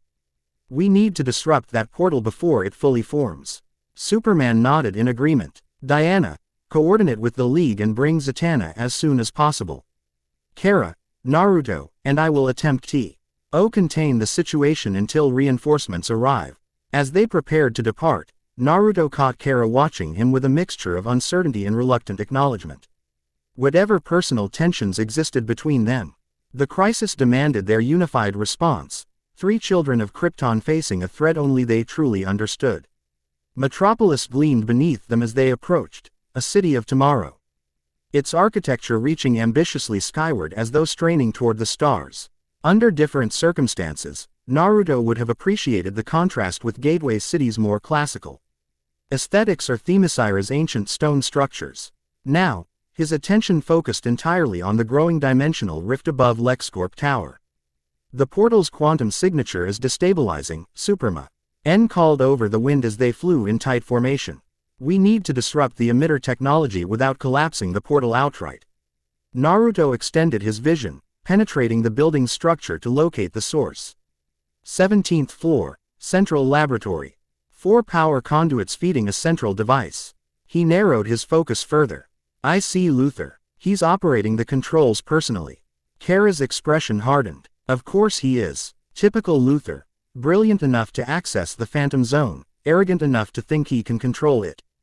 They landed on the observation deck atop LexCorp Tower, the dimensional disturbance swirling 50 feet above them. Up close, the wrongness of it became palpable, reality itself protesting the unnatural connection between dimensions. "I'll confront Luthor directly," Superman decided. "Kara, take the western power conduits. Naruto. A blast of energy erupted from the portal, interrupting his instructions. The discharge struck nearby, melting steel and concrete on impact. More concerning than the destruction was what followed, a humanoid figure emerging from the dimensional tear, clad in black armor adorned with Kryptonian military insignia. Zod. Superman breathed, recognition and dread mingling in his voice. Naruto had studied the historical records of General Drew Zod, once Krypton's foremost military leader before his failed coup against the Science Council. In Naruto's reality, Zod had been imprisoned in the Phantom Zone long before Krypton's destruction. The general hovered at the portal's threshold, surveying Metropolis with cold calculation before his gaze landed on the 3 Kryptonians below. Even from a distance, his voice carried with commanding authority. 3 children of Krypton, he observed, surprise briefly flickering across his hardened features. How unexpected. More figures began emerging behind him, other Phantom Zone prisoners, each bearing the same hungry expression of long captive predators suddenly freed. Superman launched himself upward without hesitation, intercepting Zod before the general could fully exit the portal. Their collision sent shockwaves through the air, the impact of 2 Kryptonia. Bodies under yellow sun conditions creating a thunderclap that shattered windows for blocks around. "We need to close that portal," Kara shouted, already moving to engage the other emerging prisoners. Naruto made a split-second decision. "I'll disable the emitter technology. You hold them here." He didn't wait for acknowledgement, plunging through the roof access and into LexCorp Tower with Kryptonian speed. Navigating the building's interior took seconds, security systems registering his presence too late to respond before he reached the central laboratory. Inside, Lex Luthor stood calmly before a control console, monitoring the portal's development with clinical interest. Despite the chaos unfolding above, his expression remained composed, almost satisfied. "Right on schedule," Luthor remarked without turning. "Though I expected Superman first. You must be the Amazon-raised variant that's been making headlines." Naruto assessed the laboratory in an instant, the 4 power conduits he'd spotted from outside. The central emitter array channeling energy upward, and a secondary device that seemed out of place among the sleek LexCorp technology. This latter component pulsed with energy that resonated differently, the mystical element he'd identified in the fortress. "Shut it down, Luthor," he commanded, keeping his distance from the mysterious secondary device. Luthor finally turned, his bald head reflecting the laboratory's harsh lighting. "Fascinating. Your accent contains both ancient Mediterranean influences and the formal Kryptonian speech patterns documented from Superman's artificial intelligence constructs." He smiled thinly. "Nature versus nurture playing out before my eyes. People are dying," Naruto stated flatly. "Whatever you hope to extract from the Phantom Zone, you've lost control of the process." Quote, "On the contrary," Luthor countered, gesturing toward monitoring screens showing the battle above. "Everything is proceeding exactly as anticipated." General Zod's appearance was not unexpected. Understanding dawned with chilling clarity. "You wanted him released. I wanted a demonstration," Luthor corrected, "of the fundamental threat Kryptonians pose to humanity. 1 Superman. The public has grown comfortable with 3. Plus however many emerge from that portal." He shook his head. "The escalation will finally awaken humanity to the existential danger your kind represents." Naruto moved with superhuman speed, reaching for the primary control console, only to be thrown backward by an invisible barrier that flared purple at his touch. "Mystical containment field," Luthor explained with evident satisfaction. "Specifically calibrated to Kryptonian energy signatures. One of several precautions I've implemented." He checked his watch. "In approximately 3 minutes, the portal will reach critical mass. The resulting dimensional collapse will either pull half of Metropolis into the Phantom Zone or release its entire prisoner population onto Earth. Either outcome serves my purpose." Above them, the building shook as the aerial battle intensified. Naruto could hear Superman and Kara fighting desperately against increasing numbers of Phantom Zone escapees. "Why show yourself?" Naruto questioned, studying the barrier for weaknesses. "Why not trigger this from a safe distance?" "Because I wanted to meet you personally," Luthor replied with disturbing sincerity. The other Kryptonian, raised by warrior women from classical antiquity. The cultural and psychological implications alone are fascinating. As Luthor spoke, Naruto detected a subtle fluctuation in the mystical barrier, a pattern that reminded him of defensive enchantments he'd studied on Themyscira. Unlike purely technological systems, magical barriers often contained HMIC variations reflecting their caster's natural energy patterns. You didn't create this barrier yourself, he realized aloud. You employed a practitioner, someone with considerable skill but imperfect understanding of Kryptonian physiology. Luther's expression tightened fractionally, confirmation enough. Naruto had struck upon truth. Drawing on his Amazon mystical training, Naruto focused not on his Kryptonian strength but on the barrier's own energy pattern, seeking the counter-rhythm that would disrupt its stability. It was a technique Alexa the scholar had taught him for penetrating ancient wards within Themyscira's forbidden archives. Whatever you're attempting is futile, Luther stated, though his hand moved subtly toward a concealed panel in his desk. The barrier was specifically designed to. Naruto struck, not with physical force but with precisely modulated energy from his heat vision, delivered not in a continuous beam but in pulsed bursts that matched the counter-frequency he'd identified. The barrier shimmered, its purple energy fluctuating wildly before collapsing entirely. Luther's composure finally broke, surprise replacing clinical detachment as Naruto crossed the distance between them in a heartbeat.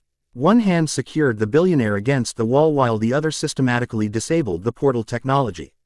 Impossible, Luther breathed. The magical containment field was designed to stop a Kryptonian, Naruto finished for him. But I'm not just Kryptonian. The portal emitter powered down under Naruto's precise manipulation, the energy conduits disconnecting in careful sequence to prevent catastrophic collapse. Above, the dimensional rift began a controlled contraction rather than the explosive implosion Luther had anticipated. You've miscalculated in one critical aspect, Naruto informed him quietly. Whatever threat you believe Kryptonians pose, we're not the only beings protecting this planet. As if summoned by his words, reality's aimed to split at the laboratory entrance, not another portal but a controlled magical effect through which stepped Zatanna Zatara, her traditional stage performer's attire contrasting sharply with the power radiating from her outstretched hands.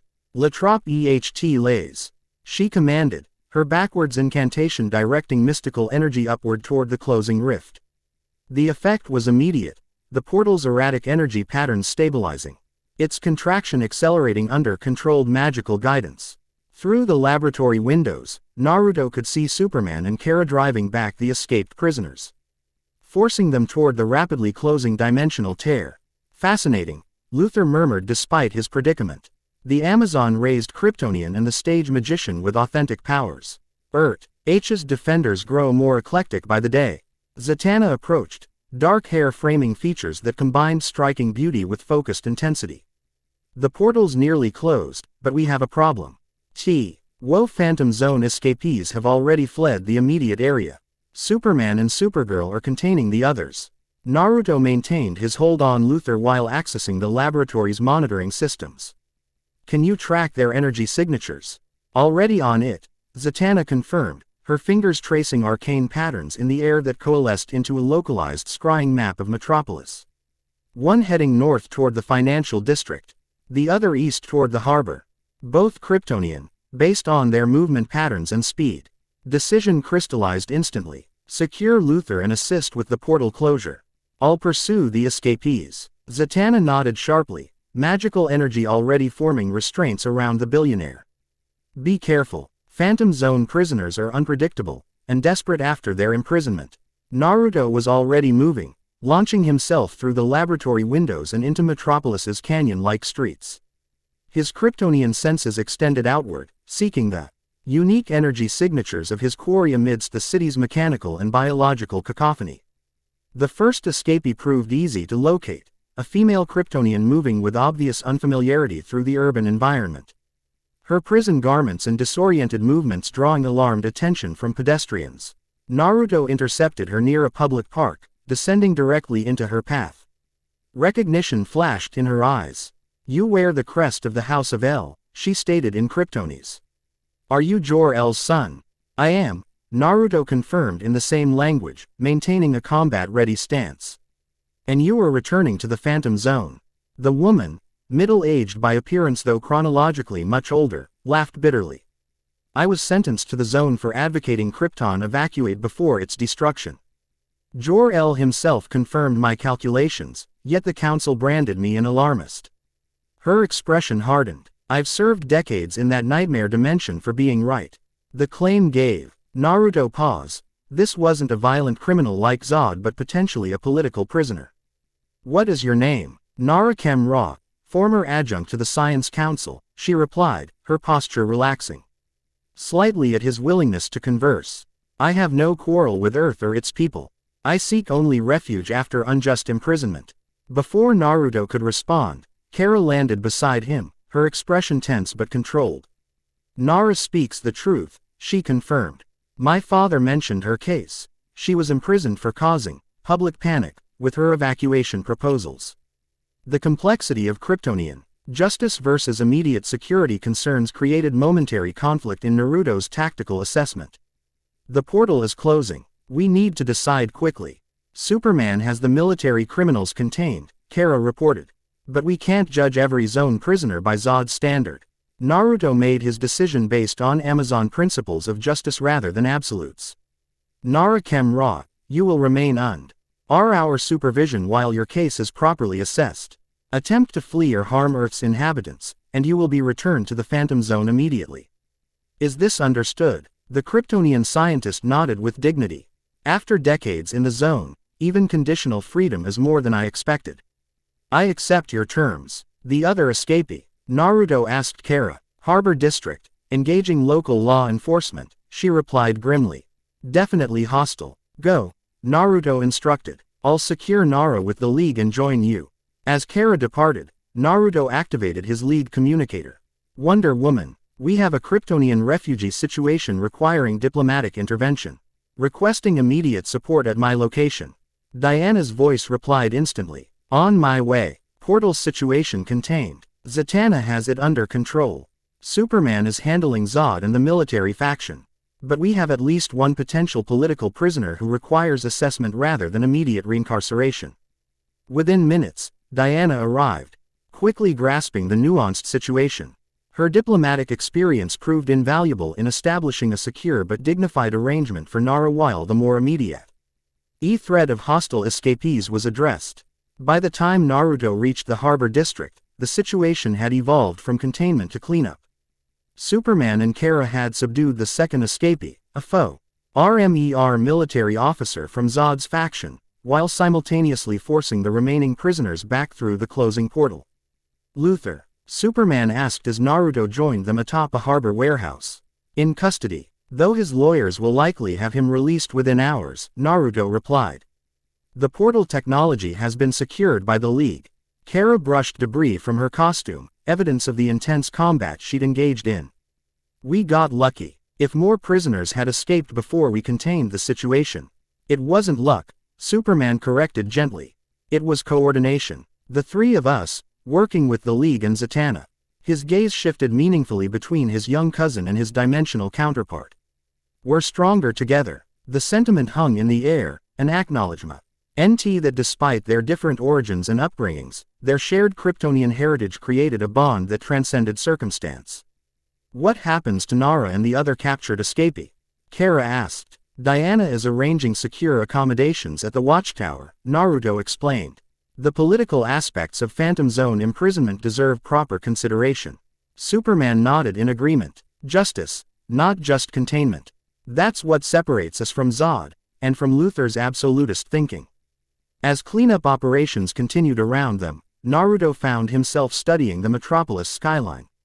This shining city so different from Themyscira's ancient stone structures are Gateway City's classical modern hybrid architecture. Somewhere within that urban expanse, Lex Luthor was already planning his next move against what he perceived as the Kryptonian threat. He'll try again, Naruto observed quietly. Luthor. His fear of Kryptonians runs too deep for one failure to dissuade him. Yes, Superman agreed soberly. But next time, he'll face three of us instead of one. The aftermath of the Phantom Zone incident rippled outward in expanding circles of consequence. Media coverage focused intensely on the emergence of a third Kryptonian, with speculation ranging from reasonably accurate to wildly sensationalistic. Government agencies worldwide updated threat assessment protocols, while ordinary citizens debated whether multiple Kryptonians represented greater security or increased danger. For Naruto personally, the most significant development occurred 3 days later when Kara Zor-El arrived unannounced at Diana's Gateway City apartment. "I want to see it," she stated directly when Naruto opened the door. "Your version of the fortress. The one with Amazon influences." The request surprised him. "It's beneath Themyscira. Men aren't typically allowed." "I'm not a man," Kara countered with youthful logic. "And I'm Kryptonian. If anyone should see how our heritage has been adapted, it's me."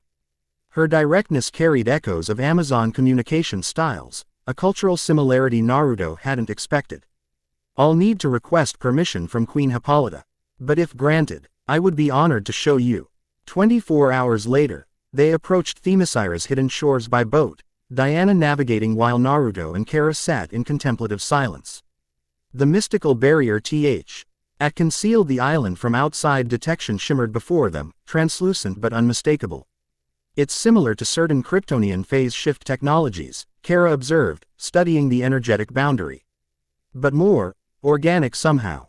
Quote, divine magic rather than science," Diana explained as they passed through the barrier. Though the distinction becomes academic at sufficiently advanced levels of either.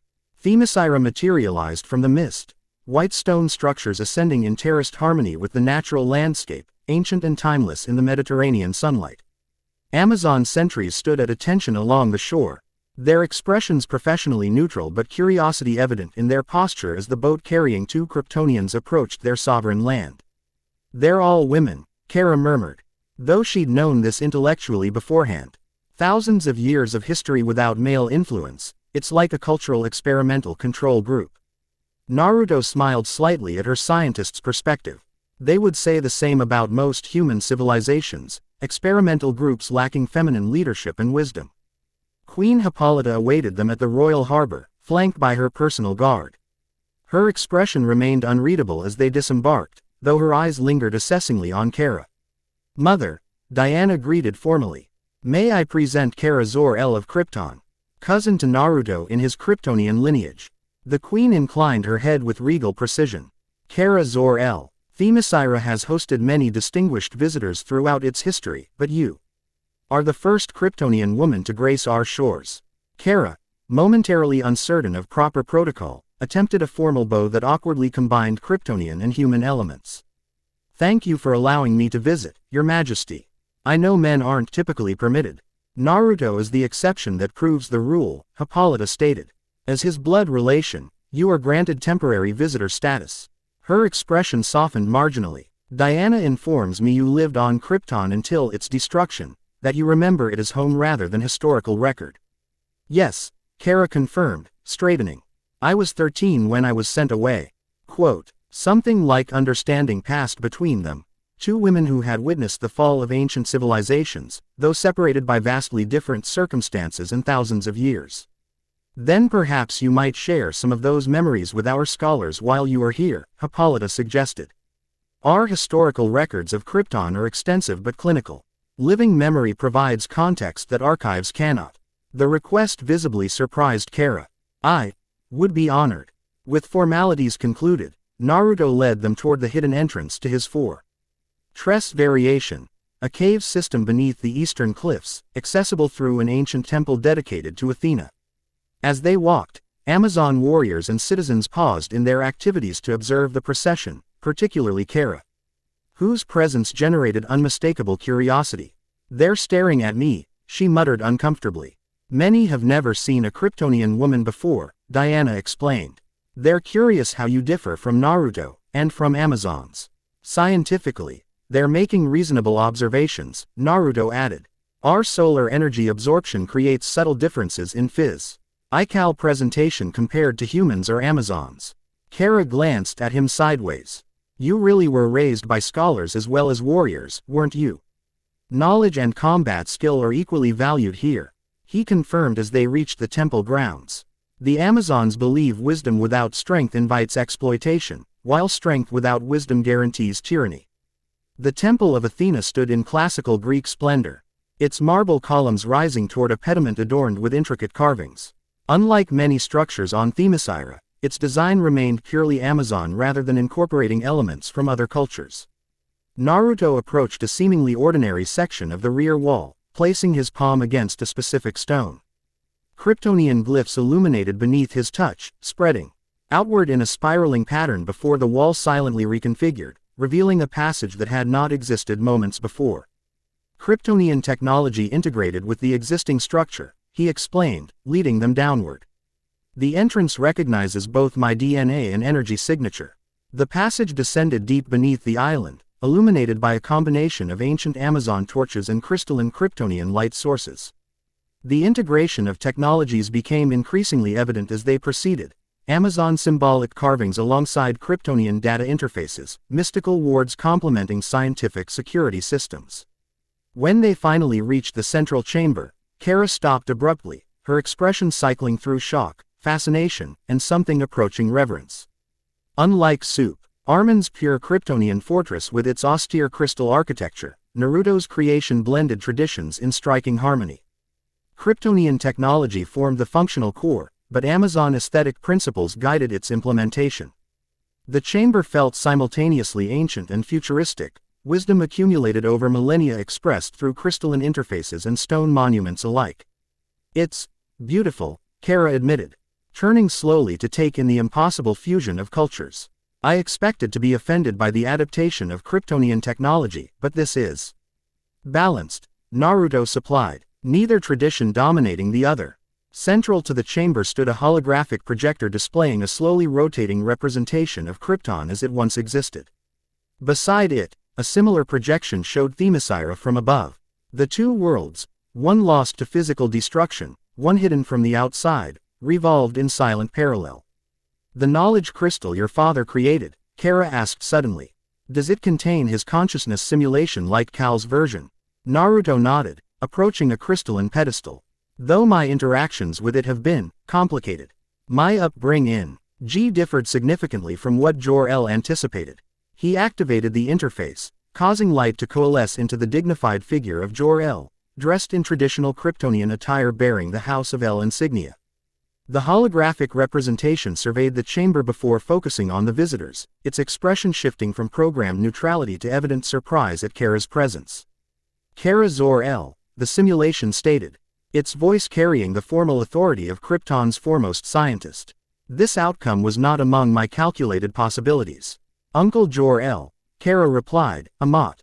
Ion tightening her voice despite knowing she addressed only a programmed simulation. Or at least, a version of him. The Jor-El simulation turned its attention to Naruto. My son, you have brought a survivor of our world to this hybrid sanctuary you've created. The subtle disapproval in the simulation's tone was familiar to Naruto, a recurring tension whenever he engaged with his birth father's program. Kara survived Krypton's destruction by the same method you employed for me, though her journey was significantly different.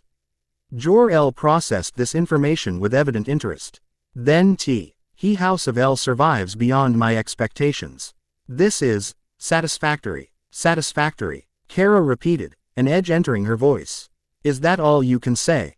Your son was raised by warrior women from ancient Earth history instead of following your carefully planned development path, and it's merely satisfactory that more of your family survived.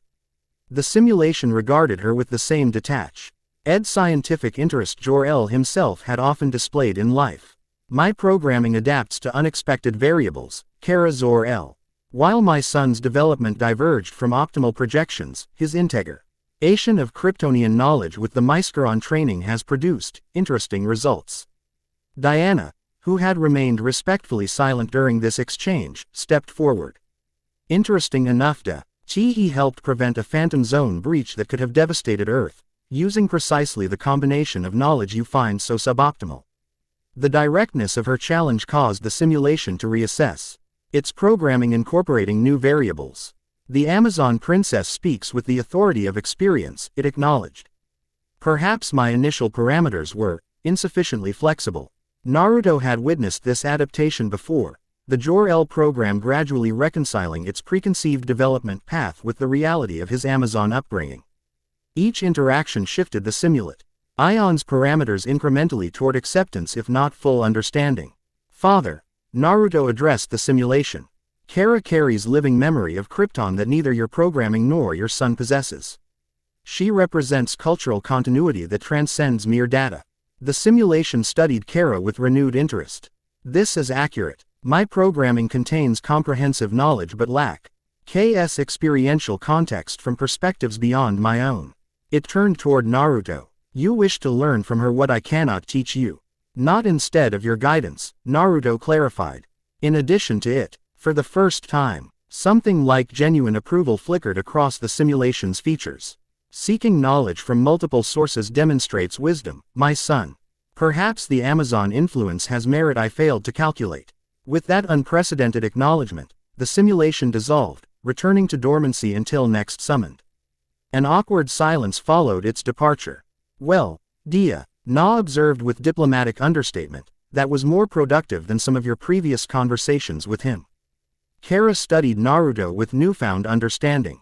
You've been caught between two worlds your entire life, haven't you? Krypton's expectations and Amazon reality. 3 worlds now, he corrected mildly. Earth adds its own complications. Yet you've created this, she gestured around the chamber. Instead of choosing one tradition over the others. Before Naruto could respond, a new voice interrupted from the chamber entrance. Integration rather than selection. It's always been his approach, even as a child. They turned to find Donna Troy entering the fortress, her Amazon armor glinting in the crystalline light. Her gaze fixed immediately on Kara with undisguised curiosity. Donna, Naruto greeted warmly. I didn't know you'd returned from your mission. This morning, she confirmed, approaching the group. When I heard another Kryptonian was visiting, I couldn't stay away. She extended her arm in the warrior's greeting. Donna Troy of Themyscira. Kara returned the gesture somewhat awkwardly. Kara Zor-El of, well, Krypton originally. National City currently. Donna is my sister. Diana explained. Created originally as my duplicate but developed into her own person entirely. Created. Kara repeated, confusion evident. Magical circumstances, do. NNA clarified with the ease of someone accustomed to explaining her unusual origin. Like Naruto, I've had to define my identity beyond my creation's original purpose. The parallel wasn't lost on either Kryptonian. Naruto had observed similarities between his situation and Donna's from childhood, both existing outside their intended contexts, both creating identities that honored origins while transcending them. I'm giving Kara a tour of Themyscira, Naruto explained. Starting with the fortress. Donna's eyes twinkled mischievously. Then you'll want to continue with the training grounds. Ibana Midal delegation arrived yesterday, including Artemis. Something in her tone carried additional meaning that didn't escape Diana's notice. Artemis is here. That's unexpected. Who's Artemis? Kara asked. The foremost warrior of the Bana Midal Amazons, Naruto explained. A separate tribe with different traditions from Themyscira proper. She and I have a complicated history. Complicated meaning she tried to kill him during 3 separate ceremonial challenges, Donna elaborated with characteristic directness. Before deciding he was worthy of respect, if not quite acceptance. Kara's eyebrows rose. And this person is someone we should meet. Why exactly? Because understanding Themyscira means understanding its internal politics and factions, Diana replied diplomatically. The Bana Midal represent a different philosophical approach to Amazon traditions, one more skeptical of integration with the outside world. Naruto recognized the educational opportunity. If you truly want to understand the environment that shaped half of what I am, Artemis provides important context. Kara considered this before nodding decisively. Fine, let's meet the Amazon who tried to kill you multiple times. After that, perhaps we could visit some volcanoes or plague laboratories to round out the danger tour. The unexpected humor, dry and slightly sharp-edged, surprised Naruto. It was the first glimpse of personality beyond Kara's initial hostility or scientific focus. As they prepared to leave the fortress, Donna fell into step beside Naruto, lowering her voice. She's nothing like you, yet somehow exactly like you at the same time. Family is complicated, he replied simply. The Amazon training grounds occupied a broad plateau overlooking the western shore, ancient OL. I've trees providing intermittent shade around combat rings worn smooth by thousands of years of warrior footsteps. Unlike the ceremonial arena where Naruto had faced Philippus, these training areas favored function over formality. Dirt surfaces, simple wooden weapon racks, and stone benches for observers. When their group arrived, approximately 30 Amazons were engaged in various combat exercises. Most wore the traditional blue and silver of Themyscira, but a distinct contingent was immediately identifiable by their red and gold armor and more aggressive fighting style, the Bana Maidal delegation. At the center of the largest training ring, a tall, flame-haired warrior moved with lethal precision against 3 opponents simultaneously. Her technique differed subtly from standard Amazon forms, more direct, prioritizing overwhelming force over economy of movement. Artemis, Diana identified unnecessarily, still making her point through combat rather than conversation. As they approached, Artemis executed a flawless combination that left all 3 opponents disarmed and yielding within seconds. Only then did she notice the approaching party, her eyes narrowing as they fixed on Naruto. "The prodigal son returns," she called in Greek, her voice carrying across the training ground. "And brings more aliens to our sacred shores." Several nearby Amazons paused their activities, attention drawn to the potential confrontation. Relationships between Themyscira and Bana Maidal remained diplomatically strained despite recent cooperation, and Artemis frequently served as the point-edge of her tribe's more isolationist philosophy. "Artemis of Bana Maidal," Naruto replied formally in the same language. "I present Kara Zor-El of Krypton, blood relation through my birth father's line." Artemis approached with predatory grace, her assessment of Kara unmistakably tactical, identifying potential strengths, weaknesses, and combat capabilities with a warrior's practiced eye. "Another Kryptonian," she observed, switching to English for Kara's benefit. "Your kind multiply like invasive species." Kara straightened, matching Artemis's impressive height. "There are exactly 3 of us on this entire planet, which hardly constitutes an invasion. And I didn't ask to be sent here, I was evacuated from my dying world." Something like reluctant approval flickered across Artemis's severe features. "She has more spirit than I expected from your bloodline," she told Naruto. "Perhaps not entirely hopeless." Before Naruto could respond, a senior Amazon approached from the direction of the palace, General Philippus. Her expression professionally neutral but purpose evident in her stride. "Princess Diana, Queen Hippolyta requests your presence," she announced formally. "A matter requiring immediate attention has arisen." Diana exchanged a glance with Naruto, subtle concern evident in her eyes. "Is there trouble?" "Not immediately threatening," Philippus replied carefully, "but requiring diplomatic attention. The Queen suggested Donna might continue escorting our visitors." The deliberate vagueness suggested sensitive information not for public discussion. Diana nodded her understanding. "I'll join you immediately." She turned to the others. "Continue the tour without me. I'll rejoin you when possible." As Diana departed with Philippus, an awkward silence descended over the remaining group. Artemis broke it with characteristic directness. "Since you've interrupted training regardless, you might as well demonstrate whether your cousin possesses any actual combat skill," she challenged, gesturing toward Kara. "Or does she rely entirely on Kryptonian power like most of your kind?" The provocation was deliberate, testing not just Kara's abilities but her temperament. Naruto had experienced similar challenges throughout his childhood, Artemis being among the most persistent in questioning his worthiness to live among Amazon warriors. Before he could diplomatically deflect, Kara stepped forward. "I was trained in Kryptonian martial disciplines before my planet's destruction," she stated coolly. "Though I doubt you'd find them impressive compared to your enthusiastic approach." The subtle insult, implying Artemis's technique lacked refinement, didn't go unnoticed. The Amazon's eyes narrowed dangerously.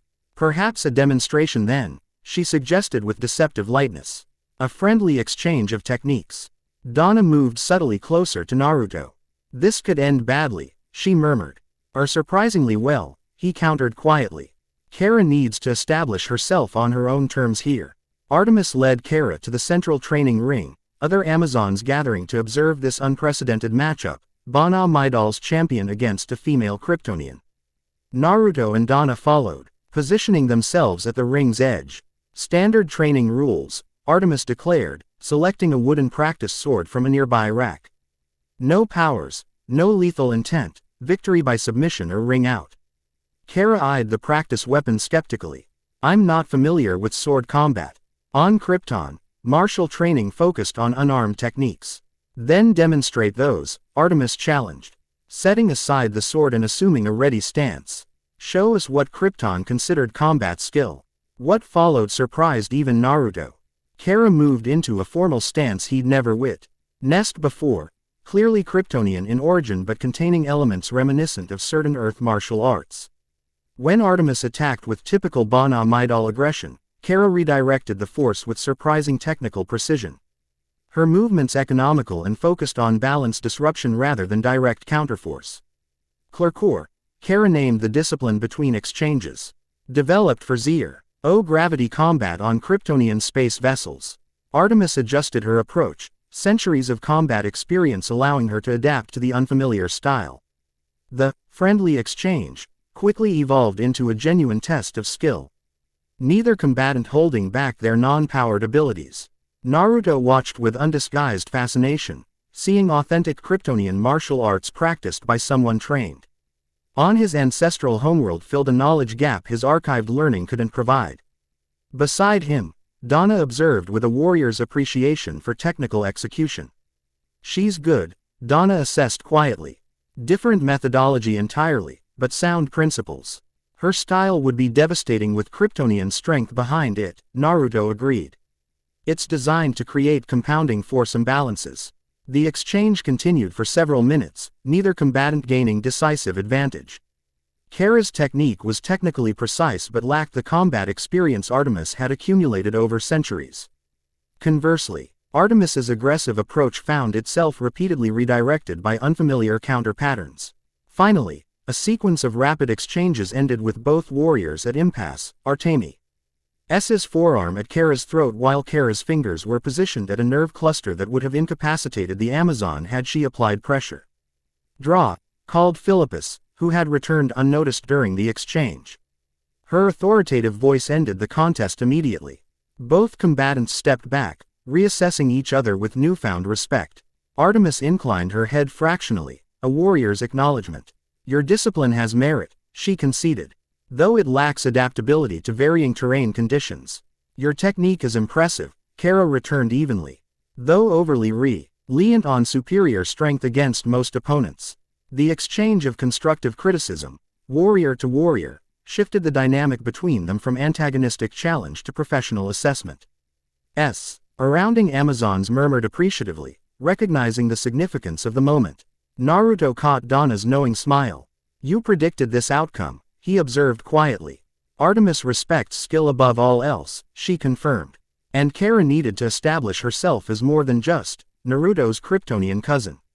As the impromptu demonstration concluded, Philippus approached their group directly. The Queen requests all of you join Princess Diana in the Royal Archives immediately. Something in her tone suggested urgency beneath the formal request. Naruto's senses heightened automatically, scanning for potential threats, a habit ingrained through Amazon training. Is there danger? He asked directly. Philippus's expression remained professionally neutral. Not immediate, but concerning nonetheless. Artemis joined them without invitation. If the Queen summons, I will accompany you. The Bana Midal have equal interest in matters affecting Themyscira's security. Philippus didn't object. Further indication that whatever had prompted the summons transcended internal Amazon politics.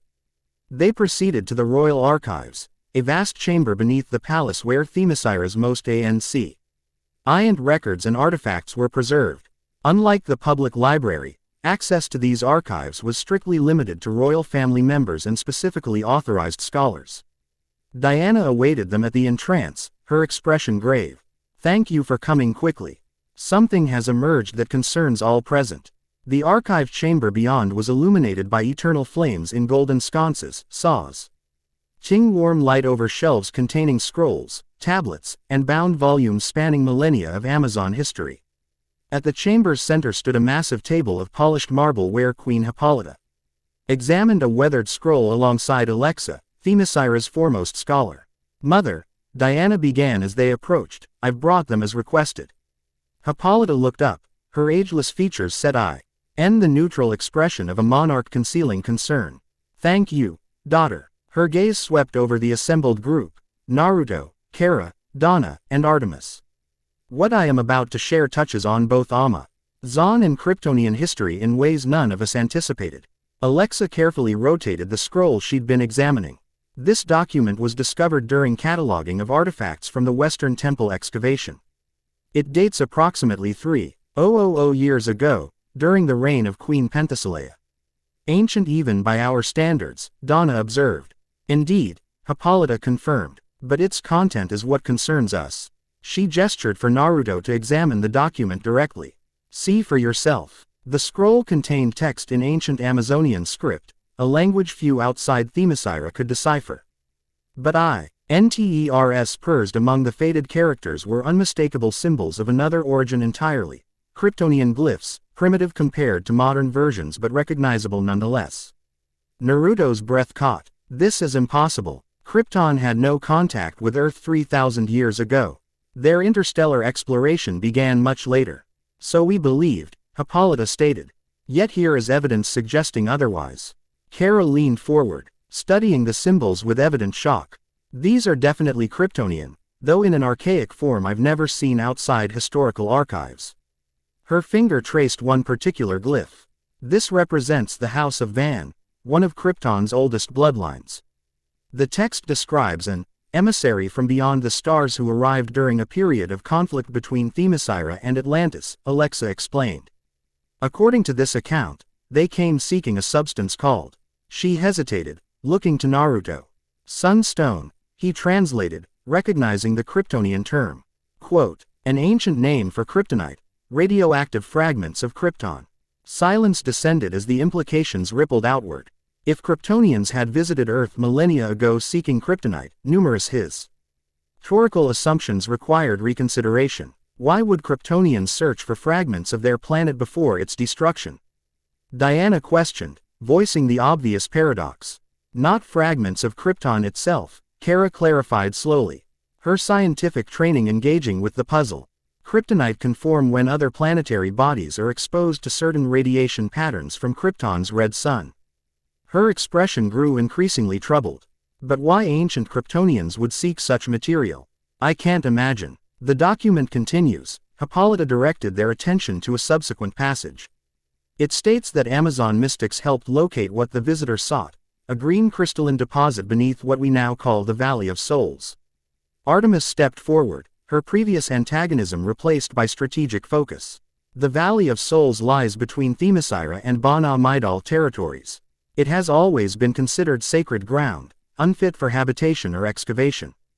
Because of its mysterious energies, Naruto recalled from his historical studies. Energies that supposedly allow communion with the dead. The connections assembled with disturbing clarity. Kryptonite radiation, unknown to ancient peoples but still detectable through its effects. Sacred ground avoided for millennia due to inexplicable properties. And Kryptonian visitors seeking the material for unknown purposes. This can't be coincidence, Diana stated, articulating what everyone was thinking. My arrival on Themyscira 18 years ago, precisely where an ancient Kryptonian once visited. And now we cover this record just as Luther attempts to access the Phantom Zone. You suspect coordination rather than coincidence, Hippolyta observed. But spanning thousands of years. That suggests a player, with patience beyond even Amazon understanding. Naruto's mind had been following a parallel track, remembering his encounter with Ares during the attack on Themyscira. The war god's specific interest in him. The references to Krypton as an empire rather than merely an advanced civilization. Ares, he stated, certainty forming from disparate elements. He claimed my Kryptonian heritage included imperial ambitions. That the House of El conquered rather than explored. Diana's expression darkened at the mention. Ares delights in corruption of truth. He twists historical fact to serve his purposes. Yet this document suggests Kryptonians visited Earth far earlier than our records indicate, Kara countered, her loyalty to Kryptonian historical accuracy evident despite her scientific skepticism. We need to investigate this site, this Valley of Souls. Hippolyta exchanged a glance with Artemis, rare agreement forming between the leaders of typically opposed Amazon factions. The valley has been forbidden ground for millennia, Hippolyta stated, but circumstances demand we reconsider such restrictions. If there is kryptonite hidden there, Naruto observed, it represents potential danger to both Kara and myself, and to Superman if he were to visit. It also represents a connection between our worlds that predates any of us, Diana added thoughtfully. Including, potentially, circumstances that brought your spacecraft to our shores specifically. Decision crystallized with royal authority. We will organize an expedition immediately, Hippolyta declared. Representatives from both Amazon tribes, along with our Kryptonian visitors. Her gaze fixed on Naruto. The convergence of your dual heritage may prove more significant than any of us previously understood. As preparations began, Naruto found himself standing apart, processing implications that reached across both halves of his identity. Kara approached, her earlier antagonism replaced by shared purpose. You realize what this might mean, she stated quietly. If Kryptonians visited Earth thousands of years ago, then my arrival on Themyscira might not have been accident or coincidence, he finished. But how could Jor-El have known? His program never mentioned previous contact. Perhaps he didn't know, Kara suggested. Krypton's later historical periods were characterized by cultural insularity and revisionism. The Science Council controlled historical narratives tightly. Her expression reflected painful memories. Many truths were suppressed in service to preferred narratives. The parallel with Amazon historical practices wasn't lost on Naruto. Both civilizations, ancient and advanced in different ways, had shaped their histories to support cultural cohesion, sometimes at the expense of complete accuracy. Whatever we discover, he said finally, it will change how I understand both sides of my heritage. Kara nodded, uncharacteristic uncertainty crossing her features. I always thought I carried Krypton's true memory, while you and Cal only had sanitized information. But if even my understanding is incomplete, the vulnerability in her voice created unexpected connection between them, both confronting potential revisions to foundational beliefs. Naruto recognized the moment as transformative in their developing relationship, evolution from antagonism to cautious alliance to something approaching genuine family bonds. We'll find the truth together, he promised. Whatever it may be, the Valley of Souls earned its ominous name through both geography and atmosphere. Loka, Ted in Themyscira's remote eastern region where the island's central mountains descended toward the sea, the narrow valley existed in perpetual twilight, shadows cast by surrounding peaks regardless of the sun's position. Vegetation grew sparse and twisted, while wind currents created continuous whispers among the stones. The expedition assembled at the valley's western entrance as morning light struggled to penetrate the natural gloom. Queen Hippolyta had remained at the palace, but their party included significant representation. Diana and Donna for Themyscira proper, Artemis and two Bana Midal warriors for their faction. Alexa for scholarly expertise, and both Kryptonians for their personal connection to the investigation. The ancient text describes the Kryptonian artifact as buried beneath the Altar of Echoes. Alexa explained, consulting her notes. Historical records identify this as a natural stone formation at the valley's center. Diana surveyed the unwelcoming landscape. This place has been avoided for millennia for good reason. All Amazons who've spent significant time here report experiences, voices, visions, sensations of being watched. Radiation effects, Kara suggested. Certain forms of kryptonite can induce hallucinations in humans. Or actual mystical properties, Donna countered. Not everything has scientific explanation. Artemis strapped at a tonal weapons to her armor with pragmatic efficiency. Explanation matters less than preparedness. Whatever awaits has remained undisturbed for thousands of years. It will not surrender its secrets easily. They proceeded into the valley in formation, Amazons naturally adopting defensive positions around the scholars and Kryptonians, not from paternalistic protection but tactical consideration of Kryptonite's potential effects on the latter. As they advanced deeper, Naruto began experiencing subtle disorientation, not painful or debilitating, but a persistent sense that reality wasn't quite aligned correctly. From Kara's expression, she felt similar effects. There's definitely radiation present, she confirmed, using a scanning device borrowed from the DEO. Low level but increasing as we proceed. The Altar of Echoes proved unmistakable when they reached the valley's center, a natural stone formation resembling a massive table, its surface worn smooth by millennia of wind erosion. The rock itself appeared ordinary gray limestone, but surrounding ground contained flecks of green crystalline material visible even to non-enhanced vision. Kryptonite, Kara confirmed, staying a cautious distance back. Trace amounts throughout the soil. Naruto approached the altar carefully, his Kryptonian senses detecting increasing interference but not yet debilitating effects. The radiation, blank, blank. The end. Thank you for watching this video. Please be sure to subscribe to our channel and like this video.